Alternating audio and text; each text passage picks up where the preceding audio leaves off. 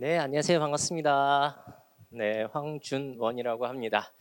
네, 오늘 이렇게 궂은 날씨에도 여기까지 와주셔가지고 상당히 감사드리고요. 또 이 자리 마련해주신 서귀포시 평생교육지원과 분들에게도 감사의 말씀 드립니다. 자, 저 오늘 한번 이 메타버스 이게 뭔지를 같이 이해해보는 시간을 가져보려고 해요. 혹시 기사를 통해서 이 단어를 들어보신 적이 있으신가요? 요즘에 자꾸 이 단어가 심심치 않게 들려오고 있고요. 제가 현장에서 느끼기로는 뭐 기업이라든지 관공서라든지 이 트렌드에 대해서 제일 많이 관심을 갖고 있어요. 근데 이게 도대체 뭔지가 감이 안 오는 경우가 많아서 오늘 이거를 한번 잘 이해해 보는 시간을 가져보려고 합니다. 최대한 한번 쉽게 설명을 해보도록 할게요. 자, 먼저 제 소개를 드리자면 저는 미래채널 마이애프라는 곳을 운영하고 있고요. 제가 주로 하는 일은 사실 미래 생활을 연구하는 거예요. 우리의 미래 생활이 어떻게 바뀔지를 주로 연구하고 있는 사람입니다. 자, 그래서 이런 여러 가지 일들을 펼쳐가고 있고요. 자, 제가 주로 연구하는 것들은 미래 생활과 관련해서 뭐 환경이라든지 아니면 인구라든지 뭐 예전에 핫했던 4차 산업혁명 뭐 그런 것들을 연구하고 있고요. 또 가상 세계에 대한 것들도 계속 주시해서 보고 있었어요. 계속 이런 것들을 보고 있었는데 자, 작년 말부터였던 것 같아요. 작년 말부터 갑자기 언론을 통해서 메타버스라는 말이 들려오기 시작해요. 아니, 이 트렌드를 계속 연구하는 사람도 메타버스가 뭐지? 라는 생각이 들어가지고 저도 그걸 찾아보고 하면서 이해하려고 아직까지 사실 노력하고 있어요. 아직까지도 저도 납득이 안 된 상태인데 왜 그렇게 난리인지 그 내용들을 오늘 소개해 드릴 겁니다. 자, 메타버스라는 말부터 한번 이해를 해보도록 할게요. 자, 메타라는 말이 우리말로 하면 뭐냐면은 뭔가를 초월했다는 뜻이에요. 자, 그리고 버스에서 그건 어디서 나온 거냐면 유니버스, 우리의 세상. 그러니까 우리의 세상을 뛰어넘은 거라는 거잖아요. 그럼 뭐가 떠오르세요? 우리의 세상을 뛰어넘었다, 현실 세상을. 뭔가 종교적인 영적인 세계가 떠오르기도 하지만 여기서 얘기하는 건 종교적인 그런 것이 아니라 디지털 가상 세계. 자, 그래서 이렇게 정의를 하기도 합니다. 3차원 가상 세계를 뜻한다. 그러니까 우리가 그 제일 쉽게 생각하시기로는 게임 속에서 우리가 생활을 하기도 하잖아요. 게임 캐릭터로 그렇게 생활을 하는데 단순히 예전처럼 게임만 하는 것이 아니라 그런 게임 공간 안에서 영화도 보고 공연도 즐기고 심지어 은행도 가고 사람들이랑 회의도 하고 교육도 받고 이런 식으로 바뀌어간다는 거예요. 그러니까 우리가 하는 모든 것들이 게임 속의 환경으로 들어간다라고 이해하시면 제일 쉬울 것 같습니다. 자, 그리고 이 메타버스라는 말을 우리나라 말로 표현할 때 가장 좋은 표현이 뭘까를 고민해 봤는데요. 제가 생각하기로는 디지털 가상생활 이렇게 이해하시는 게 제일 편하실 것 같아요. 자, 근데 이게 문제가 있어요. 메타버스에 대해서 아직까지 정의가 제대로 되어 있지 않습니다. 사람들마다 너무 달라요. 어떤 사람은 이거를 그냥 예전부터 있었던 뭐 증강현실, 가상현실과 뭐 똑같은 거 아니냐라고 생각을 할 수도 있고요. 심지어 그런 거 있죠. 우리가 예전에는 실제 사람을 만나서 대화를 했던 것이 요즘은 카카오톡이라든지 그런 걸 이용해서 대화를 하잖아요. 그러면 우리의 대화가 가상 세계에서 이루어지는 거니까 그것도 결국에는 메타버스 아니냐. 이렇게 크게 볼 수도 있어요. 근데 제일 좁게 봤을 때는 뭐냐면은 나의 그 게임 캐릭터 있죠. 게임 캐릭터를 이용해서 아바타라고 하거든요. 아바타를 이용해서 돌아다니면서 이 일도 했다, 저 일도 했다. 이런 것들을 메타버스라고 보시면 되겠습니다. 자, 그래서 아직까지 구체적인 정의가 불가능해요. 아직까지 사람들끼리 논란이 있습니다. 이게 무슨 메타버스야? 이거 아니잖아. 아, 이것도 충분히 메타버스인데 이런 상태라고 보시면 될 것 같아요. 자, 근데 이 말이 어디에서 나왔냐면은 학자들이 머리를 막 굴려가지고 야, 앞으로는 디지털 세상이 되니까 이걸 메타버스라고 부르자 합의를 한 게 아니에요. 이 단어를 누가 만들었냐? SF 소설가가 만든 거예요.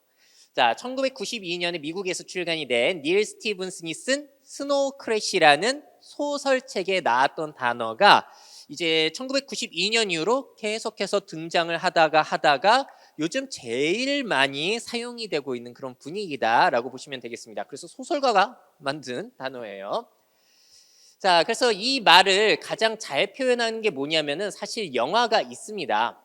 이게 2018년에 개봉이 됐던 영화예요. 레디 플레이어 원이라고 해가지고 스티븐 스필버그가 제작을 한 거고요. 저렇게 안경을 쓰고 나의 가상 캐릭터 아바타로 그 공간 안에서 연애도 하고 게임도 하고 돈도 벌고 이런 생활 그린 게 바로 이 영화예요. 그래서 혹시 안 보신 분들은 이 영화를 보시면은 아, 이게 메타버스구나 제대로 아마 이해가 되실 겁니다. 자, 보신 분들도 지금 다시 보시면은 생각이 또 다르실 거예요. 이때만 하더라도 이걸 메타버스라고 안 부르고 뭐라고 불렀냐면은 가상현실이라고 들어보셨죠? 가상현실이라고 불렀는데 똑같은 거예요. 근데 그거를 지금은 메타버스라는 다른 이름으로 부르고 있다. 아니, 그냥 가상현실이라고 하면 될 것 같은데 왜 이름을 바꿨지? 왜 이유가 뭘까요? 거기에 대해서는 또 뒤에 제가 설명을 드릴 거예요. 자, 그래서 이 메타버스 붐, 왜 한국에서 이렇게 뜨기 시작했는지 그 경위를 한번 살펴보는 시간을 가져볼까 합니다. 자, 일단 이 메타버스라는 것이 전 세계적으로 화제가 되고 있는 걸까요? 아니면 한국에서 유독 화제가 되고 있는 걸까요? 세계적? 아니면 한국에서만? 요게 애매하다는 거예요. 자, 요게 뭐냐면은 전 세계에서 인터넷으로 메타버스를 얼마나 많이 검색하냐에 대한 그래프거든요. 전 세계에서 12개월 동안 이 검색량이 싹 오르기 시작해요. 이때가 올해 3월쯤이에요. 그때 오르다가 거품이 싹 사라지죠. 검색을 잘 안 하다가 요즘 또 살짝 올라가고 있는 분위기. 그러니까 전 세계적인 거라고 보기에는 거품이라기보다는 화제성이 됐다가 꺼졌다가 이제 슬슬 또 올라오는 거고요. 어느 나라에서 제일 관심을 많이 갖고 있는지 여기 그래프가 있는데 순위가 첫 번째가 중국, 그리고 두 번째가 대한민국, 세 번째가 싱가포르 뭐 이런 나라로 되어 있습니다. 자, 우리가 언뜻 생각하기로는 이런 최신 기술이면은 어느 나라에서 가장 많이 검색이 될 것 같으세요? 가장 최신 기술이라면? 미국에서 돼야 될 것 같은데 미국에서는 검색어 순위가 한 12위 정도밖에 되지 않아요. 그러니까 이걸 전 세계적인 열풍이라고 봐야 될까? 한국, 중국 같은 나라에서만 더 열풍인 걸로 봐야 될까? 요거를 또 우리가 생각을 해봐야 되는데요. 자, 중국은 보시게 되면은 이게 검색을 했다가 안 했다 했다가 안 했다가 뭐 이런 형편이고 앞으로는 아마 좀 잘 안 할 것 같아요. 왜냐하면 요즘 중국 소식 들으셨나요? 중국은 지금 공산당에서 아이들 게임을 못하게 막았어요. 그래서 금, 토, 일만 1시간씩 할 수 있게끔 아예 정부에서 막아버렸기 때문에 이 메타버스는 게임과 비슷하다고 말씀드렸잖아요. 그래서 성장하기가 꽤 어려울 것 같아요. 그래서 중국에서는 여기에 대한 관심이 앞으로 사그라들지 않을까라고 보아지고요. 자, 반면에 미국 최신 기술 이런 것들을 만들어내는 나라인데 이 관심도가 3, 4월쯤에 쫙 올라갔다가 떨어지고 요즘 살짝 또 올라오고 있는 분위기예요. 자, 그리고 대한민국을 보시게 되면은 그래프가 좀 다르지 않아요? 계속 검색어가 올라가고 있어요. 계속 관심도가 높아지고 있는 거의 유일한 나라라고 보시면 되겠습니다. 그래서 제가 메타버스가 엄청 난리라고 말씀드렸잖아요. 난리 기사화가 되니까 사람들이 더 관심을 갖고 그게 뭔데 우리도 해야 돼 우리도 하자 하면서 계속 커져가고 있는 거예요. 이 상당히 흥미로운 형상입니다. 그래서 대한민국에서 유독 열풍인 현상이라고 보시면 되세요. 전 세계적인 거라기보다는. 자, 근데 그렇다고 해서 뭐야 우리나라만 이상하네 이게 아니라 우리나라에서 이렇게 먼저 시작을 해가지고 다른 나라에서도 퍼질 가능성도 있는 거죠. 더 앞서간다라고 판단할 수도 있고 아니면은 오버하는 거 아니야? 라고 판단할 수도 있습니다. 이거는 누구도 사실 판단하지 못해요. 자, 근데 왜 그러면은 한국은 왜 이거를 그렇게 주목하기 시작했을까요? 그게 이상하잖아요. 왜 한국에서만? 자, 일단 첫 번째 배경은 코로나가 유행하면서 우리 사람들이 막 모이지를 못했죠. 학교도 못 가고 회사도 못 가고. 아니 그러면은 이거를 그냥 인터넷 환경 안에서 뭔가를 해보면 좋지 않을까라는 우리의 필요성이 있었어요. 그럴 때 등장을 하면서 조금 더 관심을 받은 기본적인 그런 요건이 있었고요. 자, 해외에서 주로 메타버스가 뭐다라고 하면서 언급이 되는 것은 로블록스라든지 이런 포트나이트와 같은 게임 형식인데 뭔지는 뒤에 자세하게 설명을 드릴 거예요. 국내에서는 로블록스와 제페토라는 것이 있습니다. 이게 대표적인 건데 또 뒤에 설명을 자세하게 드릴 거예요. 자, 이런 사례들을 이제 우리나라의 뭐 김상균 교수님이라든지 한국인사이트 연구소의 김덕진 부소장님이 여기저기 언론에서 소개를 해주시기 시작하세요. 작년 말쯤부터. 그러면서 관심도가 많이 올라가기 시작합니다. 자, 이분들이 왜 여기에 관심을 가졌냐면은 소개를 했던 내용이 뭐냐면은 아니 미국의 G세대, 이건 뭐냐면 미국의 10대, 특히나 중학생 이하의 청소년들이라고 보시면 되세요. 어린아이들, 그 친구들의 참여도가 놀랍다는 거예요. 얼마나 놀라운지 한번 볼게요. 이게 바로 로블록스라는 게임이에요. 메타버스라고 불리는. 자, 보시면은 레고처럼 생긴 나의 게임 캐릭터를 이용해서 여기저기 돌아다니며 이 게임도 했다, 저 게임도 했다, 이 서비스도 이용했다 할 수 있는 거예요. 나의 아바타로 이것저것 돌아다니면서 생활을 할 수 있는 겁니다. 자, 이게 2004년쯤에 시작이 됐고요. 2020년 8월 기준으로 한 달 사용자가 1억 6,400만 명이니까 우리나라 몇 배죠? 자, 이만큼 사용자가 많아요. 자, 그리고 이게 참 흥미롭죠. 미국의 16세 미만 아이들의 절반 이상이 이걸 한다는 거예요. 그러면 이 생각을 해보실 수가 있어요. 미국 아이들이 이걸 안 하면은 사교에 좀 문제가 될 수 있을 것 같죠. 왜냐면 이 공간 안에서 만나가지고 이야기하고 막 그러니까. 그래서 얘네들이 엄청 난리가 났던 거고. 자, 그리고 심지어 우리나라는 여전까지 유튜브가 인기인데 미국의 16세 미만 아이들은 이 로블록스 게임 안에서 유튜브보다 많은 시간을 보낸다는 거예요. 2.5배. 그러니까 얘네들에게는 현실 세계도 중요하지만 이 공간 안에서의 생활도 굉장히 중요하다고 볼 수 있겠죠. 미국의 아이들 같은 경우에는. 성인은 아직 말씀 안 드린 거예요. 자, 그리고 이것도 특이한 점이 뭐냐면 우리 게임이라고 하면은 보통 게임 제작사가 모든 걸 결정하잖아요. 이거는 참여자들이 직접 게임을 만들 수 있어요. 만들어서 다른 사람들이 이용할 수 있게. 그리고 이런 게임 캐릭터가 입는 옷들 같은 것들도 이 사용자들이 직접 만들어서 판매를 할 수가 있어요. 자, 그러다 보니까 참여가 가능하고, 자, 그러면 그들에게 뭔가 이득이 있어야 되잖아요. 여기에 자체적인 화폐가 있어요. 로벅스라고 해서 달러처럼. 그러니까 싸이월드의 도토리처럼 이런 걸 벌어서 나중에 어느 정도 뭐 1,000달러 이상 모이게 되면은 실제 돈으로 바꿀 수가 있는 거예요. 아니, 게임에 참여를 해가지고 그 공간을 직접 만들어서 돈을 벌 수도 있다는 사실이 예전과는 좀 다른 거죠, 이게. 자, 그래서 실제로 보시게 되면은 어린 개발자들이 2017년에 3천만 달러로 벌어들였다. 애들도 여기서 뭐 만들고 해가지고 돈 버는 이런 플랫폼이니까 애들이 더 많이 참여를 할 수가 있는 거예요. 그래서 난리가 났던 거고, 미국에서는 메타버스라고 하면 이게 가장 대표적인 사례예요. 미국에서 얘기하는. 자, 그리고 또 다른 사례. 요거는 국내 업체에서 하는 거예요. 아까랑 거의 비슷하죠. 근데 조금 더 예쁘죠. 자, 마찬가지로 나의 아바타를 이용해서 여기 갔다 저기 갔다 이 서비스도 즐겼다 저 서비스도 즐겼다 하면서 돌아다니며 사교를 할 수 있고 게임도 할 수 있는 건데요. 자, 요거는 우리나라 네이버에서 만든 거예요. 네이버에서 시작을 했고, 그리고 누적 가입자, 전 세계 누적 가입자가 지금은 2억 명가량, 2억 명, 전 세계 2억 명이 이 공간 안에서 생활을 하고 있다는 겁니다. 재밌죠? 실제 세계만 생활하는 게 아니라 이 공간 안에서도 생활을 한다. 자, 근데 이거를 어른들이 이용할까요? 아이들이 이용할까요? 아이들이 이용할 것 같으시죠? 맞아요. 해외 이용자 비율, 일단 우리나라 사람보다 이거는 해외 이용자 비중이 90%예요. 특히 동남아 쪽에서 많이 이용을 하고 10대 이용자 비율이 80%. 그러니까 이거는 아이들이 많이 하는 그런 플랫폼, 그러니까 아이들이 많이 하는 그런 게임 형식이었다 보시면 되겠어요. 이것도 참여자들이 직접 뭔가를 만들어낼 수 있고 판매를 할 수 있습니다.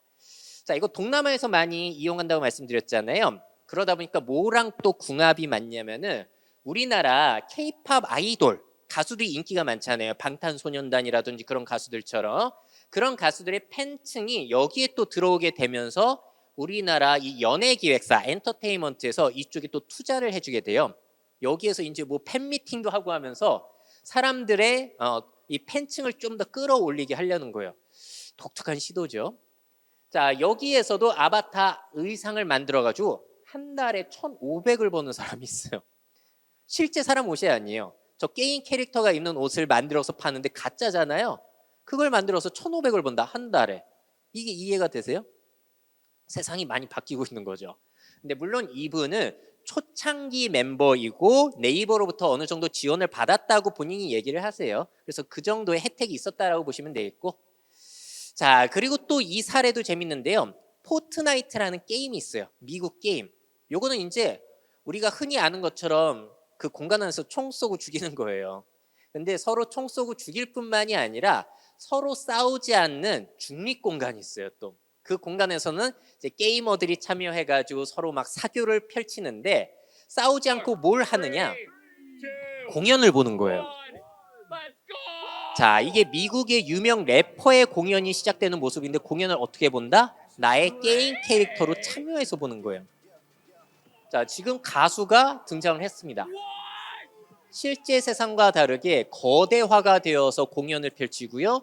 공연을 보는 사람은 가만히 이렇게 응원하는 게 아니라 저렇게 뛰어다니고 날아다니면서 공연을 볼 수 있어요. 이거 게임하는 사람들이 좋아할까요? 안 좋아할까요? 굉장히 재밌어 하겠죠. 그래서 야, 이거 게임이 앞으로는 게임뿐만이 아니라 공연도 펼치고 다양하게 활용이 될 수 있겠는데? 라고 해가지고 이걸 메타버스라고 부르고 있는 거예요. 또 다른 디지털 생활이라고. 흥미로운 사실을 말씀드릴게요. 이거 한 번 공연에 몇 명이 시청을 했을까요? 한 번 공연할 때 무려 1200만 명. 굉장히 많죠. 한 번 공연할 때 실제 공연장에서 우리가 몇 명이나 보죠? 몇 만 명 정도잖아요. 근데 이거는 1200만 명. 그래서 야, 이거 대단한데? 이런 것들이 앞으로 산업이 커지게 되면은 장난 아닐 것 같아라고 하면서 이제 한국에서 서서히 소개가 됐던 게 작년 말쯤부터였던 것 같아요. 자, 그리고 또 주목할 이유가 있습니다. 정말 세계적인 기술 기업, 빅테크 기업들이 또 이 메타버스를 언급하기 시작해요. 자, 이 회사는 엔비디아라고 해서 AI, 인공지능과 관련된 굉장히 유명한 회사인데요. 여기에 대표가 이런 이야기를 합니다. If the last 20 years was amazing, the next 20 will seem nothing short of science fiction. The metaverse is coming. The metaverse is not only a place to game. We will create the future in these metaverses. 자, 단순히 게임 공간이 아니라 여기 안에 메타버스를 만들어가지고 우리를 생활하게 하겠다라는 그런 목표를 내비친 거예요. 근데 이 사람이 얘기하는 건 뭐냐면은 이 옴니버스라는 걸 홍보하기 위해서인데 이런 거예요. 현실 공간을 그대로 진짜 현실처럼 옮겨놓겠다. 구별이 안 될 정도로. 자, 우리 불이 붙으면 어떻게 불이 움직이는지, 물은 어떻게 흐르는지, 그런 물리적인 법칙까지도 그 공간 안에서 다 구현을 하겠다는 거예요. 현실과 가상 공간이 구별이 안 될 정도로. 왜 그러는 걸까요? 그렇게 해서 무슨 이점이 있길래? 어떻게 써먹을까요, 이거를? 이분이 얘기하는 건 이런 거예요.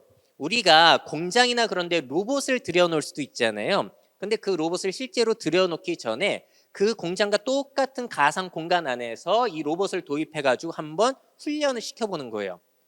그래가지고 훈련을 계속 시켜서 기능이 향상이 되면은 그때 현실에 옮기면 되지 않냐.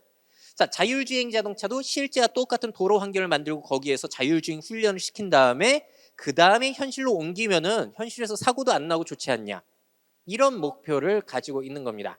현실과 똑같은 디지털 가상 세계. 이거를 만들겠다는 게 이 회사의 목표를 이렇게 보여준 거예요.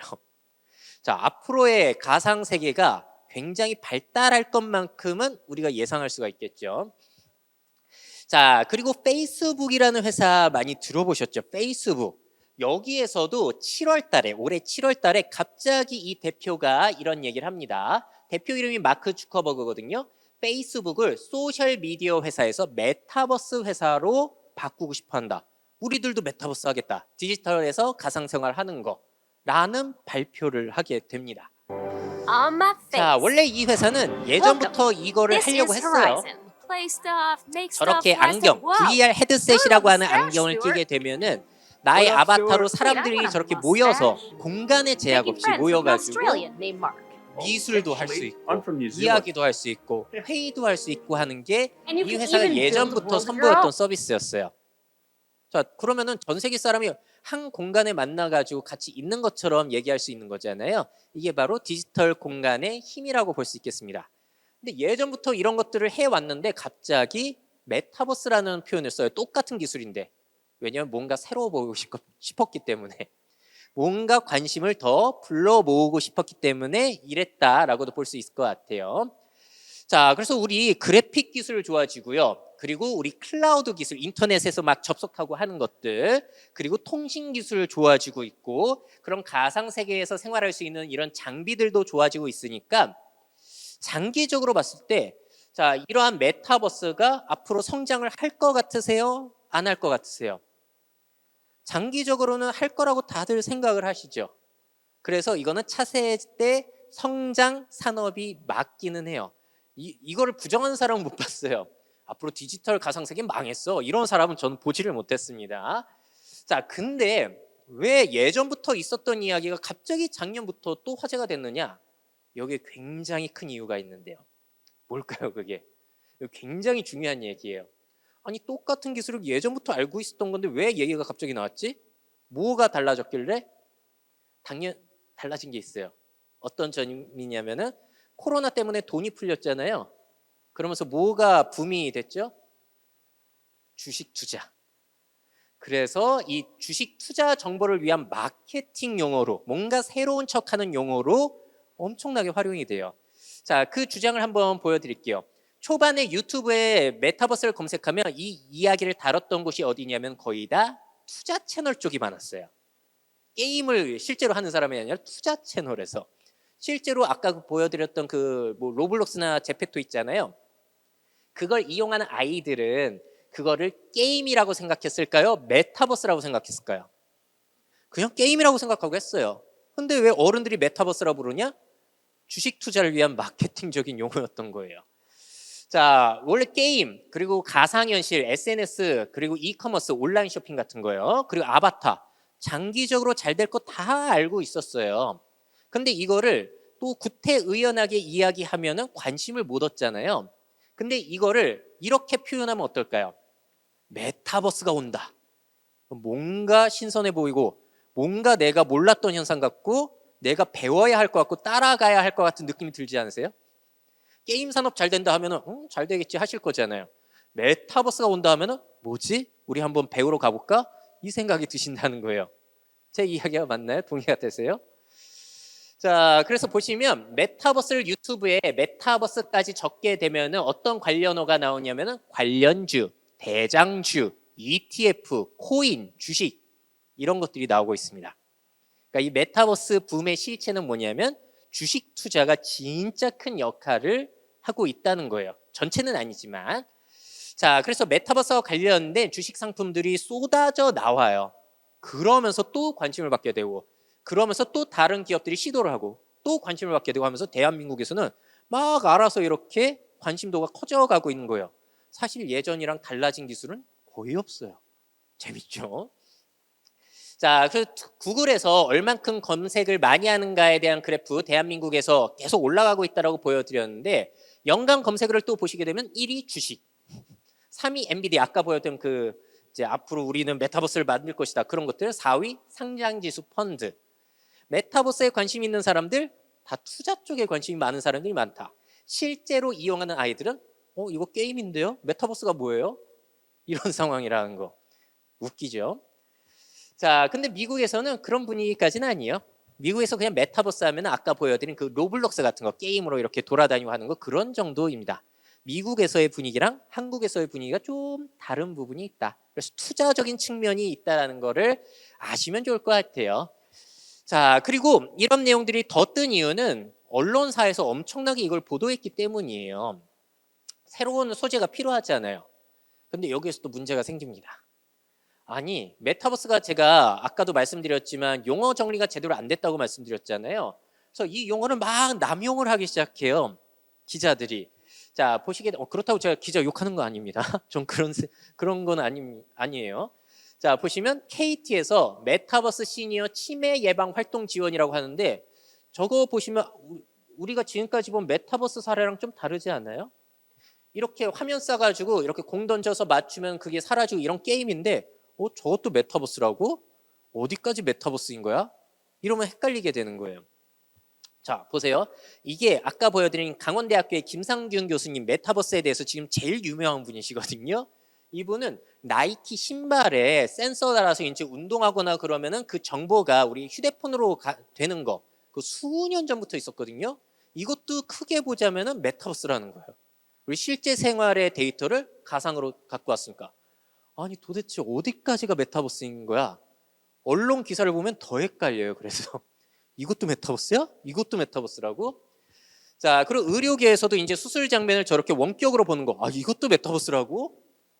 자, 그리고 한 언론사에서는 이렇게 표현을 해요. 뭐 미국의 시장 조사 기관인 PwC에서 메타버스의 시장 규모가 얼마만큼 클 것이라고 전망을 했다.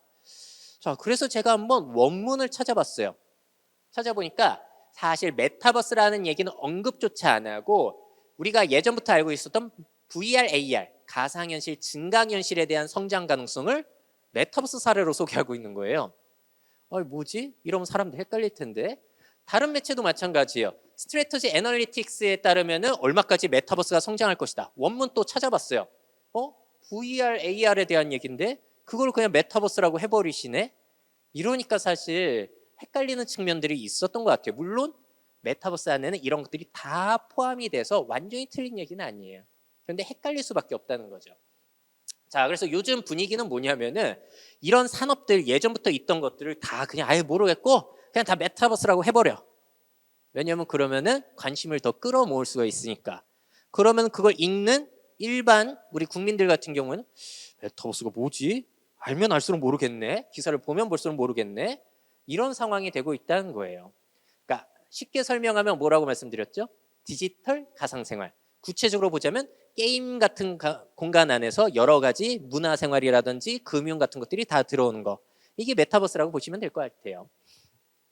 자, 그러면서 이제 이런 기사들이 나오고 하면서 야, 메타버스 대단한 건가? 우리 관공서도 해보자. 우리 기업도 해보자 하면서 실제로 그것을 실행을 하기 시작합니다. 신기하네. 그래서 실행을 하기 시작하니까 어떤 현상이 펼치냐면은 다른 시청에서도 하는데 우리도 해야 되는 거 아니야? 또 관심을 가져요. 다른 기업에서 하는데 우리 안 하냐? 이러면서 계속 참여를 하게 됩니다. 신기한 현상이 펼쳐지고 있어요. 자, 그래서 메타버스라는 것은 뜬다 하다가 정말로 떠버렸어요. 그리고 이런 문제가 있죠. 용어 정리도 안 된 채 한국에서 지나치게 떠버렸다.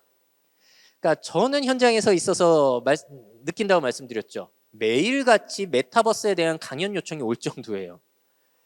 자, 그러다 보니까 한국 정부에서도 이거를 아예 메타버스라는 것을 디지털 뉴딜 계획에 끼워놨어요. 신규에 뭐가 포함이 됐냐면 메타버스 등 초연결 신산업 육성. 메타버스가 뭔지도 잘 모르겠는데 갑자기 들어갔습니다. 그래서 뜬다 하다 진짜 떠버렸어요.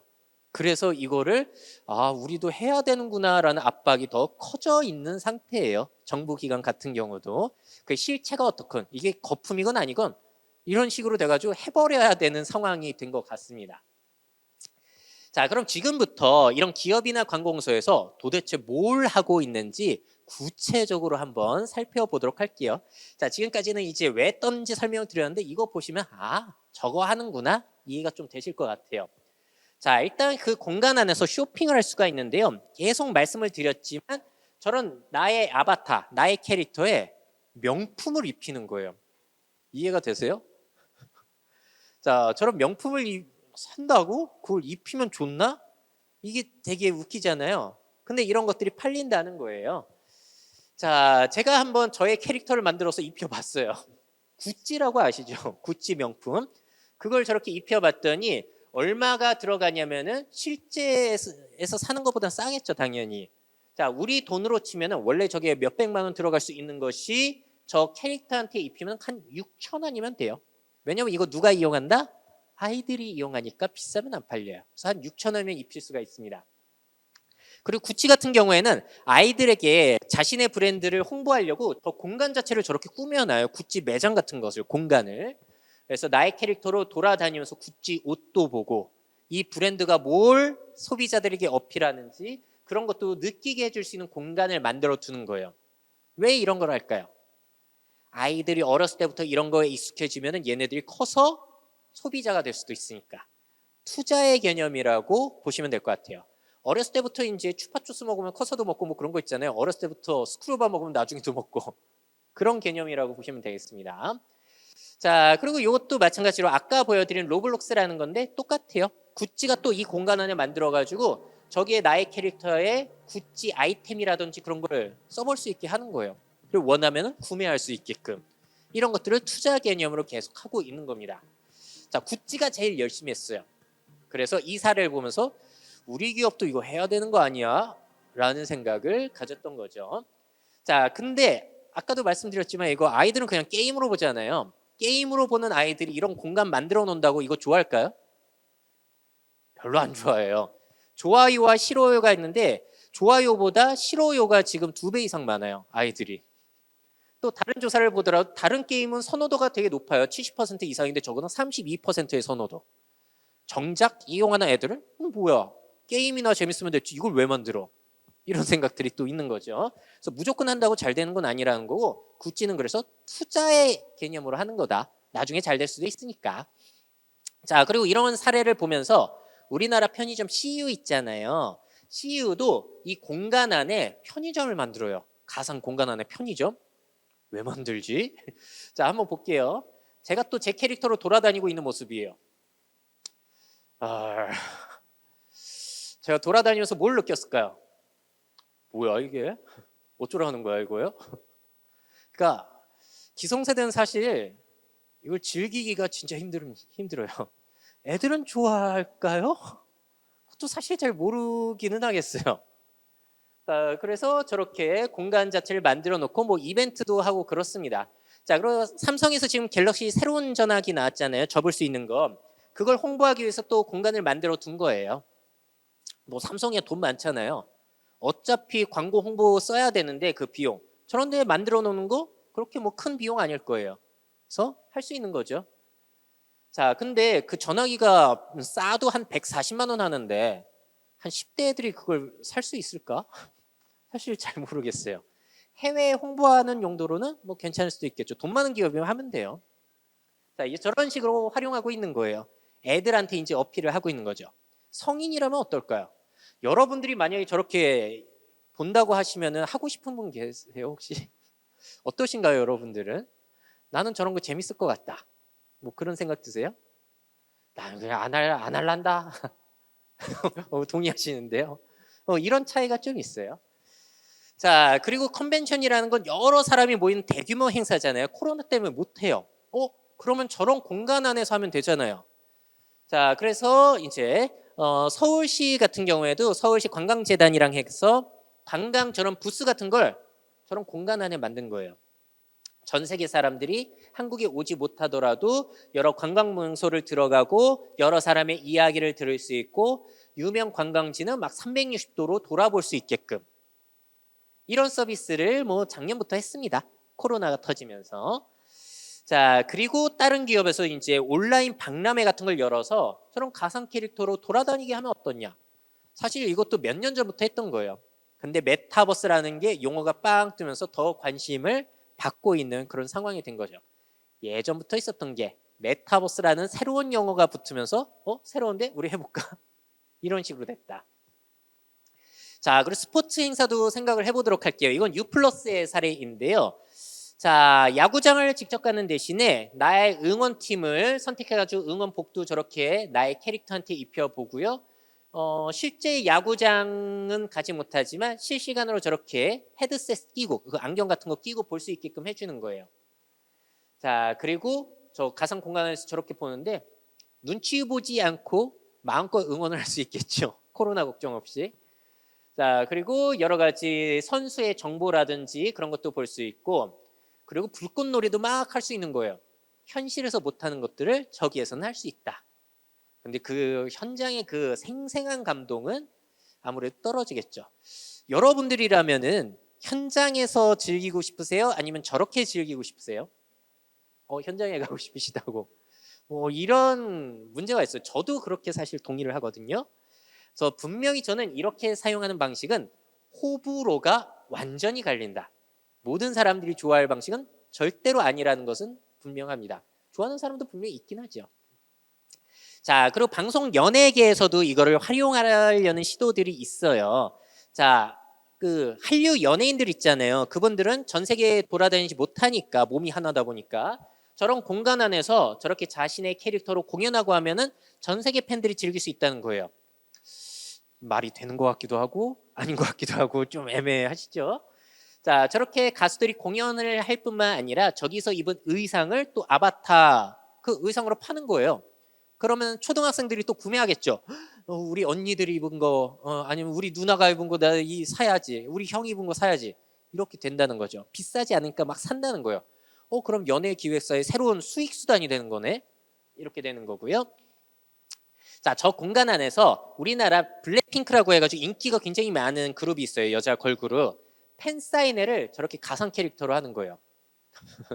동남아 사람들, 이 그룹을 좋아하는 팬들 같은 경우에는 이렇게라도 사실 보고 싶겠죠. 실제로 만나는 게 최고지만 그게 안 된다면은. 그래서 저런 식으로 활용을 하고 있다. 자, 그리고 뭐 요즘은 연예인뿐만이 아니라 인터넷의 그 스타들을 사람들 인플루언서라고 하죠. 그런 사람들 좋아하는 사람들도 많으니까 저렇게 활용하려는 시도들도 있고요. 또 재미난 시도가 있어요.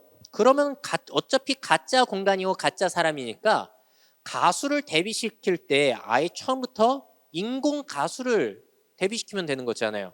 외형은 저렇게 하고 그냥 부르는 사람은 공개 안 하는 거예요. 어디서 들어본 개념 같은데?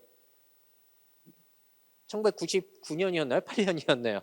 사이버 가수 아담이라고 기억하세요 혹시? 그런 거랑 똑같은 거라고 보시면 되겠습니다. 근데 지금은 기술이 더 좋아졌다.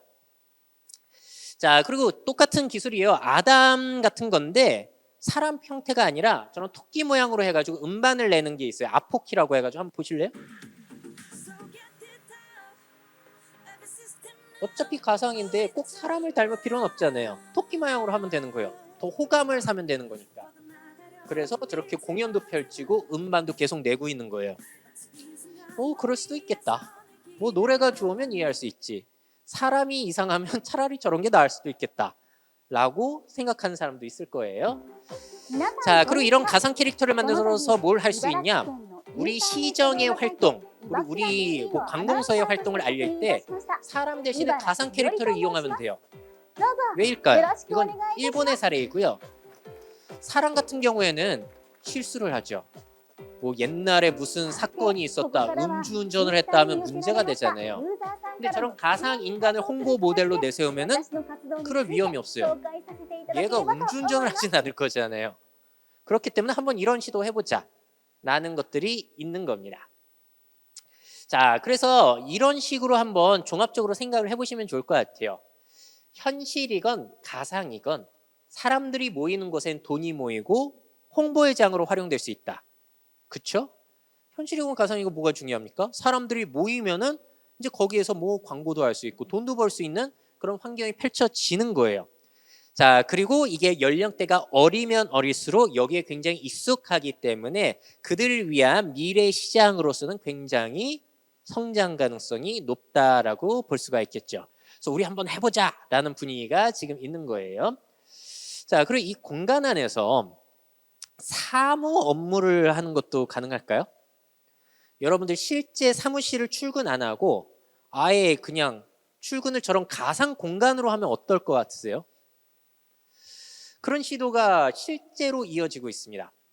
자, 일단 이건 SK텔레콤에서 하고 있는 서비스인데요. 저렇게 사람들이 가상 공간 안에 모여가지고 지금 이렇게 강의 듣고 계신 거를 저 공간 안에서 듣는 거예요. 나의 캐릭터로.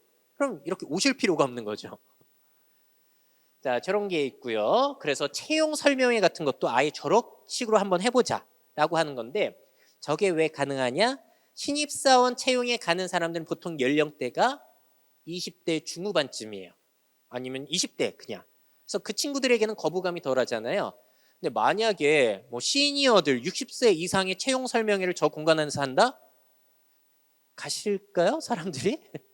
그건 아닐 거예요. 그래서 연령별로 선호도가 다를 수밖에 없죠.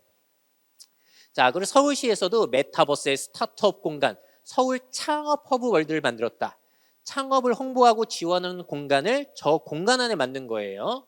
자, 그래서 제가 한번 방문해 봤어요. 한번 돌아다녀 봤습니다. 돌아다녀 보면서 느낀 생각은 뭐냐면은 이게 뭐지? 왜 만들었지? 여기서 뭘 해야 되지? 사실 이해가 되긴 힘들었어요. 뭐 아무것도 없잖아요. 물론 뭔가 행사를 하면 사람들이 모여가지고 뭘 시작을 하긴 할 텐데 이런 의문이 들긴 하더라고요. 메타버스 공간 만든다고 무조건 사람들이 찾아올까? 왜냐하면 그런 거 있잖아요. 현실에서도 별로 가기 싫은 공간을 저 공간 안에 만든다고 올까요? 저 공간 안에 만들어서 사람들이 오게 하려면은 일단 이렇게 해야 되는 거 아니에요? 현실에서 가고 싶은데 못 가는 공간. 그런 걸 해야 올 것 같은데 창업 공간을 사람들이 저렇게 하면 더 찾아온다? 요거는 전 잘 모르겠더라고요. 물론 제가 모르는 어떤 부분이 있을 수 있습니다. 자, 그리고 메타버스 공간에 어떤 연령대가 찾아올 것인가? 창업하는 사람들이 저기 많이 갈 것인가? 그것도 한번 생각을 해봐야 될 것 같더라고요. 그래서 무조건 우리가 메타버스 뜨니까 한번 해보자. 뭐 돈 많으면 하셔도 돼요. 근데 이 정부에 돈이 들어가는 곳에서 이제 일단 한번 해보고 보자. 이거는 아니지 않나? 라는 저는 우려의 요소가 사실 있기는 해요. 이건 세금 들어가는 거니까. 왜냐하면 이 얘기를 드려야 되는 게 관공서 같은 경우에는 늦게 시작한다고 무슨 문제가 있나요? 시장이 아주 제대로 완성이 된 다음에 들어가더라도 문제가 없어요. 근데 시장이 제대로 형성이 안 된 상태에서 들어가면 위험성만 있죠.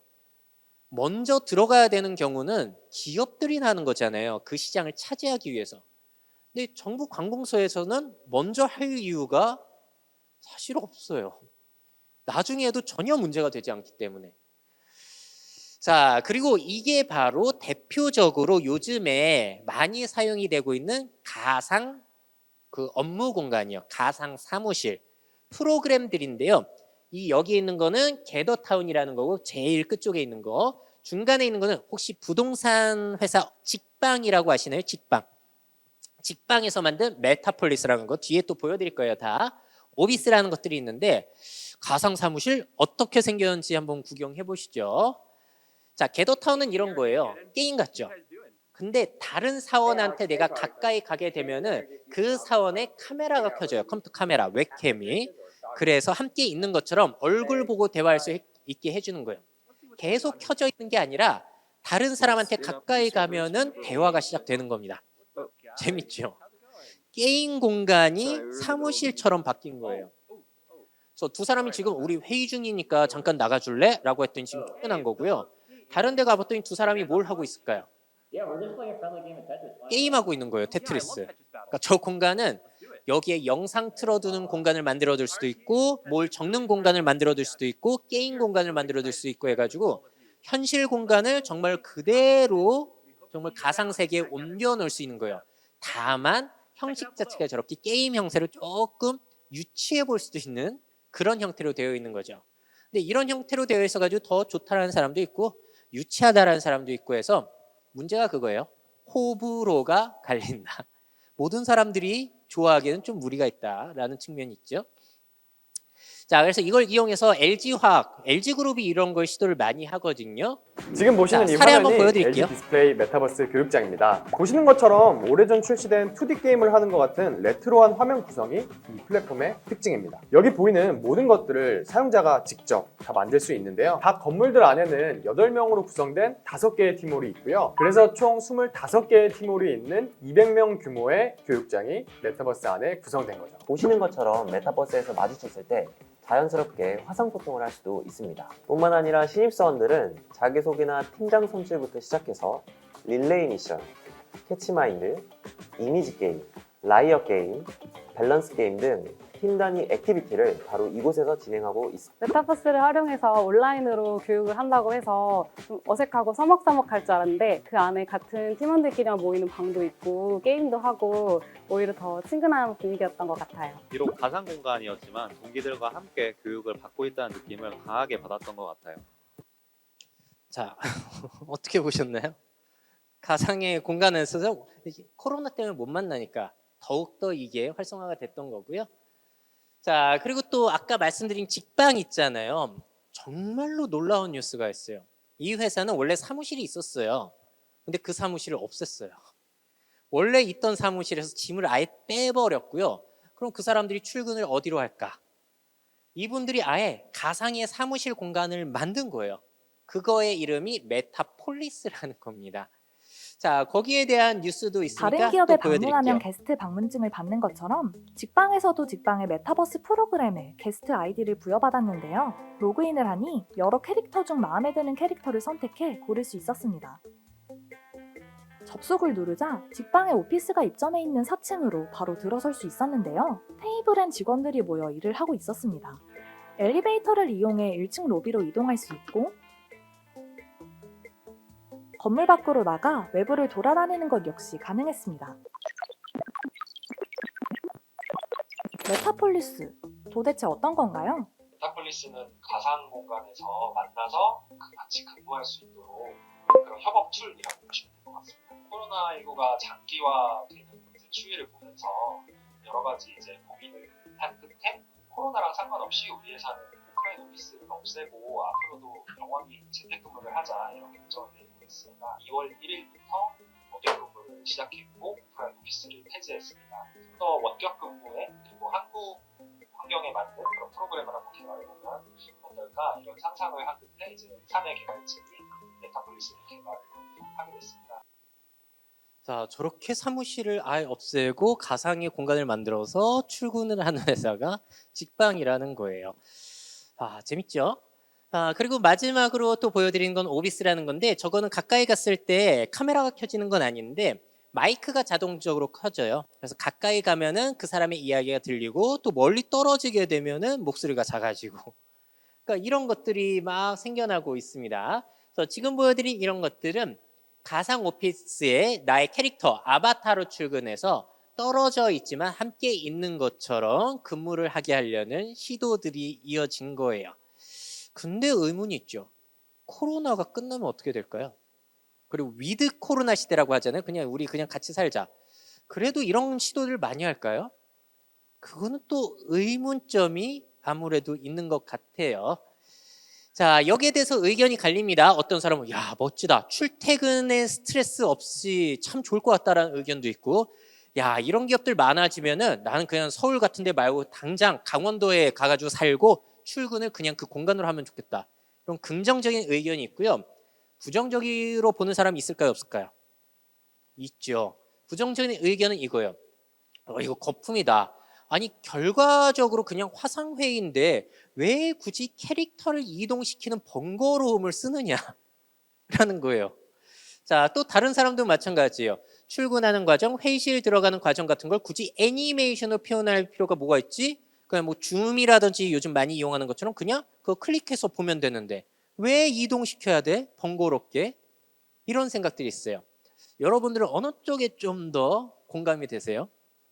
이거는 분명히 여기에 공감한 사람, 여기에 공감한 사람이 있을 겁니다. 그래서 다시 한번 말씀드리지만 호불호가 극명하게 갈려서 모든 사람들이 앞으로 쓸 수 있을까에 대한 의문점이 아직까지는 해소가 되지 않은 상태다라고 볼 수 있을 것 같아요.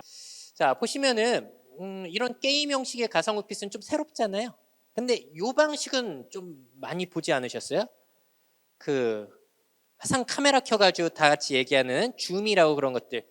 요거는 이제 코로나 터지면서 거의 대부분의 회사나 관공서랑 뭐 여러 가지 모임들에서 이제 젊은 사람들은 다 이거를 일상적으로 받아들여서 쓰고 있는 거예요.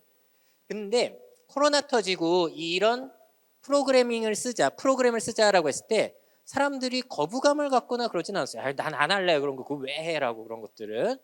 근데 요 게임 형식의 가상 오피스는 굳이 이렇게 해야 돼? 이게 있는데? 라는 의문표가 붙고 있는 게 사실입니다. 호불호가 갈려야 된다고 계속 말씀드리죠. 근데 아까 말씀드린 그 직방에 안성호 대표님의 이야기가 상당히 재밌어요. 사실 미팅 같은 거는 아까 보여드린 그 프로그램으로 하면 돼요. 그리고 업무 결과 공유를 할 수 있는 뭐 슬랙이나 구글 클라우드 여러 가지 프로그램들이 있는데 왜 굳이 그 나의 캐릭터로 돌아다니면서 화상캠 켜가지고 카메라 켜가지고 얘기하는 방식을 쓰느냐? 관계 형성을 위해서라는 거예요. 조직원들의 관계 형성을 위해서. 자, 무슨 말인가? 일단 그렇게 카메라 켜져가 돌아다녀가지고 만나면은 카메라 켜져서 얘기를 하면은 일상 대화를 하는 거잖아요. 식사하셨어요? 아니면 어저께 뭐 하셨어요? 이런 것들. 이러한 일상 대화가 이 조직 안에서의 유대감을 만든다는 거죠. 그래서 한번 이걸 해보고 있다는 거예요.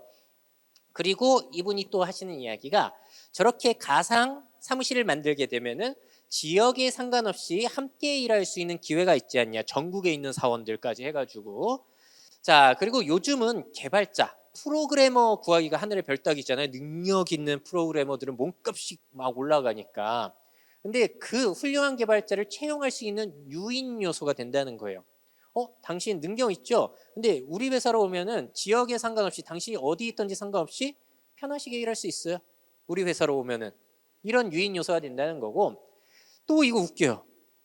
가상 오피스 만들어 놨잖아요. 그거를 또 한 층만 한 게 아니라 이 사람이 건물로 만들어 놨어요.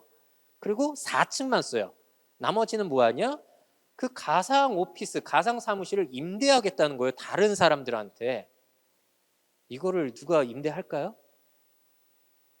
임대하네요, 이걸. 자, 일단 롯데건설에서 그중 한 층인가 몇 층을 샀어요, 또. 롯데건설에서 사서 뭘 하려고 할까요? 자, 롯데건설 같은 경우에는 모델하우스 있죠. 거기서 구현하겠다는 거예요. 그래서 방문하는 사람들이 그 캐릭터로 아바타로 돌아다니면서 관람하고 분양 상담 및 광고 또한 그 공간 안에서 하게 하겠다. 어떻게 생각하세요? 전 잘 모르겠어요. 왜냐하면 이런 분양 상담 받는 사람들의 연령대는 어떻죠? 최소 30대 이상일 텐데 30대 이상이 이렇게 하는 방식을 좋아할까요? 그걸 잘 모르겠어요. 제가 너무 보수적인 걸까요? 어떻게 생각하세요, 여러분들은? 그 의문표가 있다는 거예요. 자, 그리고 또 누가 샀냐면 민주당에서 샀어요. 참고로 저는 정치색이 없습니다. 오해하지 마세요. 자, 근데 여기에서 무려 7개 층을 구매하셔가지고 여기에서 이제 회의도 하고 선거 캠프 만들어서 기자 간담회도 이 공간 안에서 하겠다는 거예요. 뭔가 새로운 시도를 한다라는 보여줌의 요소도 있겠죠. 그런 요소로서 활용을 하신다는 거예요. 정말로 이걸 사네요. 가상의 부동산을 만들어놔도. 뒤에 말씀드리겠지만 가상의 땅도 사고 그리고 다 아시겠지만 가상의 화폐도 요즘 사잖아요. 가상화폐. 그러니까 이런 메타버스 붐을 무시할 수 없는 이유가 그거 같아요. 암호화폐, 가상화폐, 비트코인 같은 거 나왔을 때 뭐야 그 돈을 누가 저렇게 사? 그걸로 어떻게 화폐로 써? 그랬는데 사람들이 참여하니까 진짜 화폐가 됐어요. 얼마 전에 엘살바도르라는 국가에서 법정 화폐가 됐습니다. 무슨 목적이 있는지 모르겠어요. 그리고 우리 사회에서 그거를 실제 지폐처럼 사용은 안 하지만 부동산처럼 자산으로 이게 사용이 되죠. 야, 가짜가 진짜가 되네? 이런 걸 보다 보니까 이것도 내가 보수적인가? 혹시 내가 가능성을 놓치고 있는 거 아닌가? 라는 생각이 자꾸 드는 거예요. 자, 가상 오피스가 그럼 선호되기 위한 조건은 뭐가 있을 것인가? 아무래도 업무의 특성이 개발자나 출근하지 않는 사람들이 많을수록 이런 게 가능하겠죠. 자, 회사의 분위기가 딱딱하면 힘들 것 같아요. 조금 유연하고 자율성을 주는 회사. 그리고 아무래도 사원들의 연령대가 어릴수록 선호될 수가 있겠죠. 자, 그리고 게임을 즐기는 사원들이 많을수록 아무래도 이런 것들을 이용할 텐데 만약에 여기 있는 공무원 연금관리공단에서 이걸 한다고 한다면은 많은 사람들이 선호할 것인가? 서귀포시청에서 한다면은 많은 사람들이 이걸 선호할 것인가? 그건 또 다른 얘기가 될 수 있겠다. 그래서 여러 가지 요건들을 살펴야 되다 보니까 호불호가 갈린다. 자, 의문표가 가시지를 않아요. 굳이 아바타를 이동시켜야 될까? 정말 업무를 게임처럼 하면 사람들이 좋아할까? 가상 오피스에서 유대감 형성 효과 진짜 얼마나 될까? 그리고 뭐 지금까지 있는 예전의 프로그램, 협업 메신저, 회의 툴보다 정말 더 나은 거 맞나? 그리고 몇 번 해보다 원래 방식으로 돌아가는 거 아니야? 라는 의문들을 저는 가지고 있습니다. 근데 저는 이런 의견들을 많이 여쭤보면은 특히 젊은 사람들 같은 경우는 저는 앞으로 잘 될 것 같아요. 이거 잘 될걸요? 라고 생각하는 사람들이 굉장히 많더라고요. 그래서 한번 어떻게 될지를 여러분들도 개인적으로 판단을 해보시면 좋을 것 같아요. 자, 그래서 한번 이 영상을 보시는 분들, 여기 계신 분들 같은 경우에는 여러분들이 일하는 환경에서 이런 가상 오피스가 적합한지를 한번 생각을 해보시면 좋을 것 같습니다. 이 게더타운이라는 프로그램은 꽤 괜찮은 요소가 있는 건 맞거든요. 3355 모여가지고 회의도 하고 그럴 수가 있기 때문에. 자, 그리고 학교 생활에서도 이걸 이용할 수 있어요. 학교 생활 특히나 청소년들이 하는 거니까 유용할 수도 있겠죠. 대학생들도 이용하는 경우가 있는데 건국대학교에서 축제 기간에 아예 건국대학교 환경을 이 가상 공간 안에 만들어 놓은 거예요.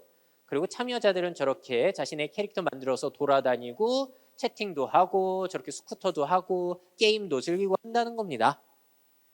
자, 그리고 순천향대 같은 경우에는 메타버스 입학식, 코로나 때문에 못 모이니까 저렇게 하는데 저는 이걸 보면서 또 의문이 들었어요. 실제 환경에서도 듣기 싫은 총장님의 환영 인사를 저 공간 가서 들으면 좋아할까? 정말 좋아하는 거 맞나? 그냥 만들어둔 거 아니야? 이런 생각이 자꾸 부정적으로 드는 거예요. 저는 계속 이제 날카롭게 보고 있는 거죠. 맞나? 자, 그리고 세종대는 아까 보여드린 저 겟더타운 저걸 이용해서 학생 총회를 열기도 하고요. 자, 어떤 선생님, 교사 같은 경우에는 열심히 하는 선생님들이 꼭 계시잖아요. 학생들이 학교에 못 나오고 지루해하는 것 같으니까 한번 이 방식을 내가 이용해 볼까 하는 선생님이 계시더라고요.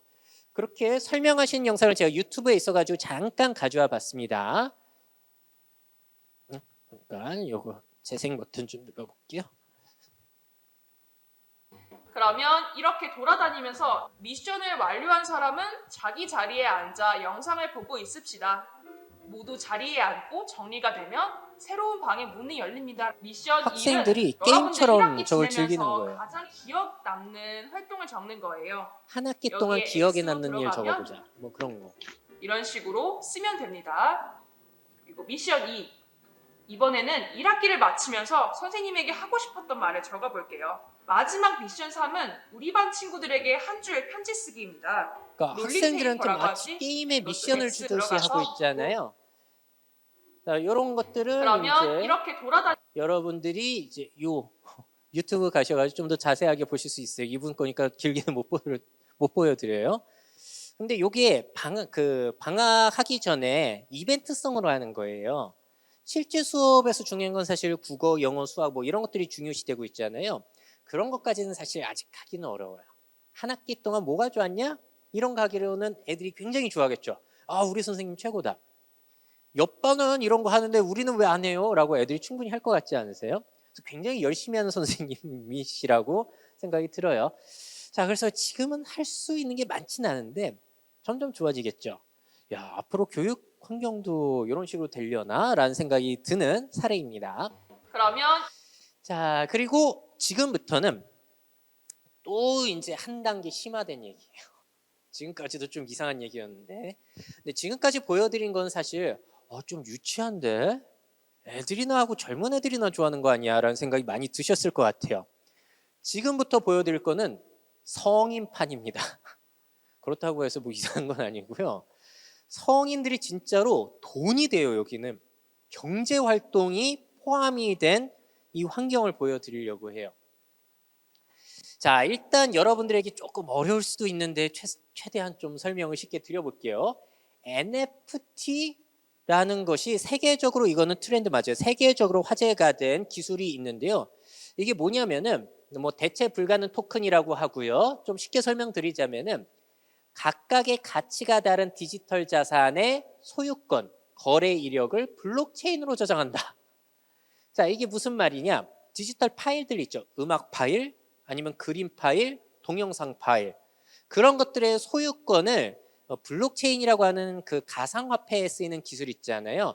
해킹하기 어려운 그 기술을 적용해가지고 이 음악 파일 이 사람 거야. 이 사람한테 넘어갔으니까 기록 저장해가지고 전 세계 사람들한테 공유해야지. 그래서 이 기록은 해킹하거나 변조하지 못해.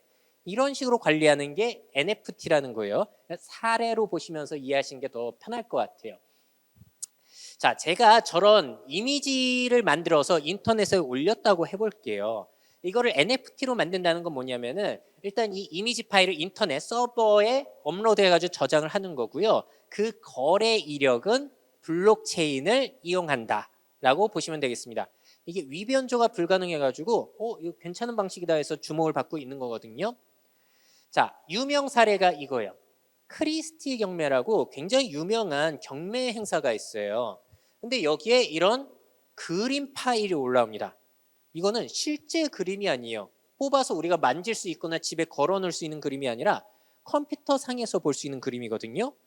그 그림 파일이 경매에 올라와요. 여러분들이면 사시겠어요, 그거를? 아니, 만질 수도 없고. 누구나 이거 사실 복사 붙여넣기 누구나 저장 가능해요. 인터넷에 있는 거니까. 근데 이거를 경매로 판다고? 황당하죠. 그런데 어떤 일이 펼쳐졌냐? 참고로 이분이 유명한 작가분이시긴 하거든요. 이 그림이 우리 돈 780억 원? 그 정도에 팔렸어요. 780억 원? 뭐야, 이게 무슨 일이 펼쳐지고 있는 거야? 라는 생각이 드실 겁니다. 아니, 이 사람은 이거 사서 뭐 하려고 할까요? 일단 이 사람은 이 그림 파일이 이 사람 거라는 인증을 받게 되는 거예요. 그 인증은 블록체인 방식이라고 해가지고 이제 위변조가 좀 어려운 방식이에요. 전 세계에 막 기록이 퍼져 있거든요. 자, 그리고 이미지 파일 자체는 전달받아요. 근데 그림을 막 내가 완전히 붓으로 그린 걸 전달받고 그런 건 아닙니다. 파일이에요. 근데 이 사람은 그걸 가지고 할 수 있는 게 있죠. 작품을 전시할 권리는 갖겠죠. 왜냐하면 제가 인터넷에서 모나리자 그림을 그대로 저장할 수 있겠죠. 여기저기 막 있으니까. 그렇다고 그 그림을 저장해서 제가 어디에 전시해가지고 돈을 벌 수는 없잖아요. 근데 이 사람은 이 그림의 권리를 샀으니까 전시할 수 있어요. 근데 이것만이 아니에요. 이 사람이 진짜 이걸 산 큰 목적은 뭐냐면은 이 그림을 이렇게 큰 액수에 샀는데 다른 사람이 더 큰 액수에 사겠다고 하면은 비싸게 팔 수 있는 거예요. 가능할까요? 근데 그런 일이 있었다는 거예요. 똑같은 작가의 작품인데 2020년 10월에 7,500만 원에 팔렸어요. 이것도 높죠. 근데 불과 4개월 뒤에 이게 74억 원에 팔립니다. 무슨 일이에요? 이게 왜 가능했을까요? 코로나가 터지면서 돈이 풀렸기 때문에 투자처가 막 여기저기 몰렸잖아요. 주식, 부동산, 그리고 암호화폐, 가상화폐 같은 거. 거기뿐만이 아니라 여기까지 흘러간 거예요. 그러니까 좀 부정적으로 보자면 이런 거예요. 이 그림 파일을 더 비싸게 사줄 다음 바보가 계속 나타나면은 계속 비싸게 팔리는 거예요. 중요한 건 이게 실제건 아니건 상관없죠. 내가 돈 벌면 끝인 거잖아요. 사실 그런 뉘앙스가 좀 있기는 해요. 그래서 그렇다고 안 좋은 기술은 아닙니다. 그 사람의 파일에 소유권을 인정해 주는 거니까 좋은 기술이에요. 다만 거품이 너무 심한 상태다. 지금은 돈이 풀려 있어서. 자, 심지어 배우 하정우 씨 아시죠? 그 김용건 씨 아들, 그분이 그림도 그리는데 이거 실제로 우리가 걸어둘 수 있는 그림이 아니라 마찬가지로 파일 형식으로 올렸어요. 경매를 붙였더니 우리나라에서도 5,710만 원에 팔렸다는 거예요. 왜냐하면 다음 사람이 더 비싼 가격에 사줄 것이라는 믿음으로. 그렇게 될까요? 언제까지 그렇게 될까요? 지켜봐야 될 것 같고요.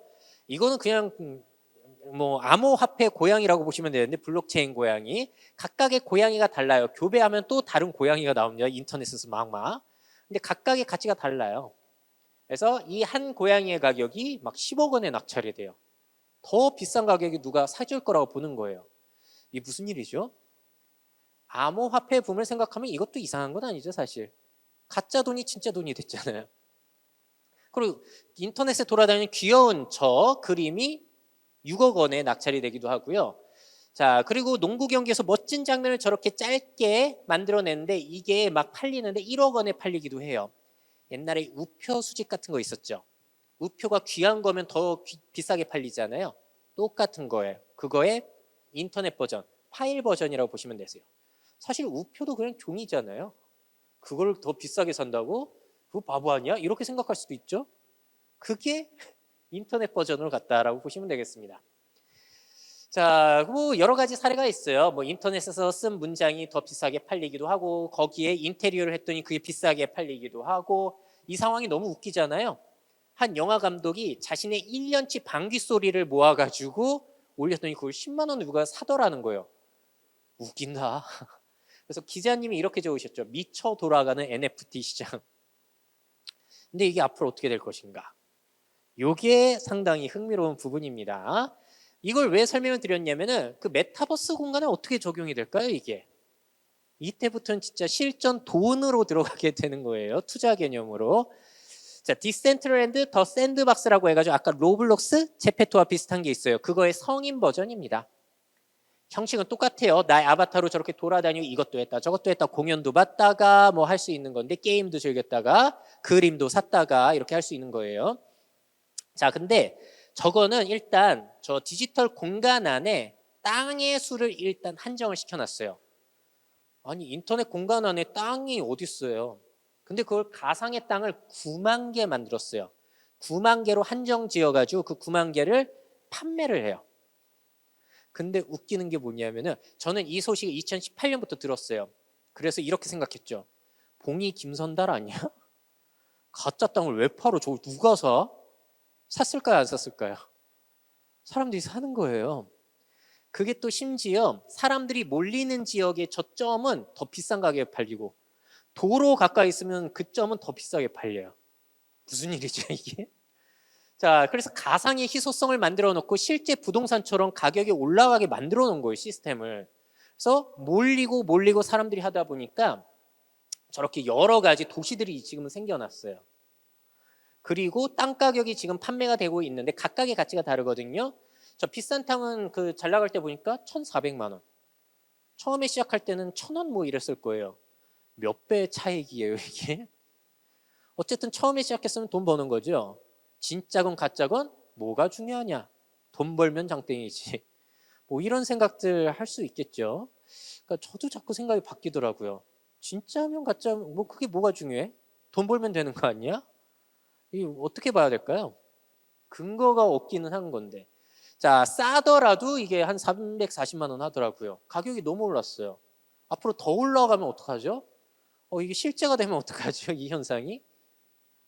자, 그리고 이 공간 안에 땅을 사가지고 이제 거기에서 땅 산 사람들은 뭘 하냐? 자기 땅이니까 거기에 가상의 건물을 지어가지고 영화관을 만들건 쇼핑몰을 만들건 게임몰을 만들건 다 할 수 있는 거예요. 거기에 사람들이 몰려와가지고 돈을 지불하면은 나는 돈을 버는 거예요. 신기하죠? 자, 그리고 거기에서 사용되는 여러 가지 의상이나 뭐 안경, 신발 같은 거 있을 거잖아요. 뭐 무기가 될 수도 있고 그것도 좋은 것들을 내가 사면은 그 가치가 높아지면 되팔아서 나는 더 큰 가격에 판매를 할 수 있어요. 진짜 돈 되는 시장이 된 거예요, 메타버스가. 이건 성인용 버전이라고 보시면 되세요. 그러니까 우리 암호화폐와 아까 보여드린 메타버스가 결합이 된 시장이라고 보시면 되겠습니다.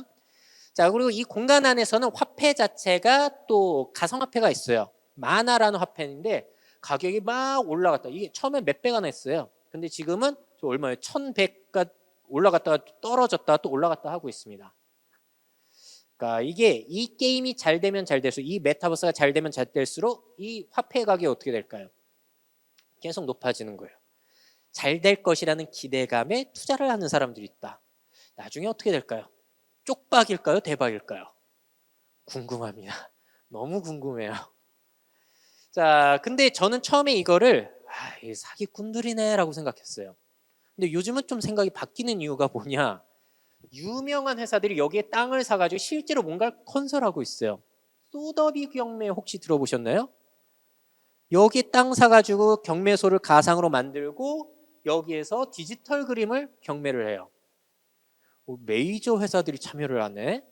자, 그리고 여기에 피자 가게가 생겼는데 내가 여기서 가상화폐로 구매해가지고 휴대폰에 뭐 그 인증 받으면 실제 가게 가서 바꿔 먹을 수 있게. 뭐야? 이 공간 안의 경제가 실제 경제랑 연결까지 되네.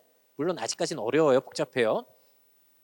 자, 그리고 코카콜라에서 여기에서 한정적으로 입을 수 있는 한정 의상을 판매했어요. 이 아바타한테 입힐 수 있는 이 의상.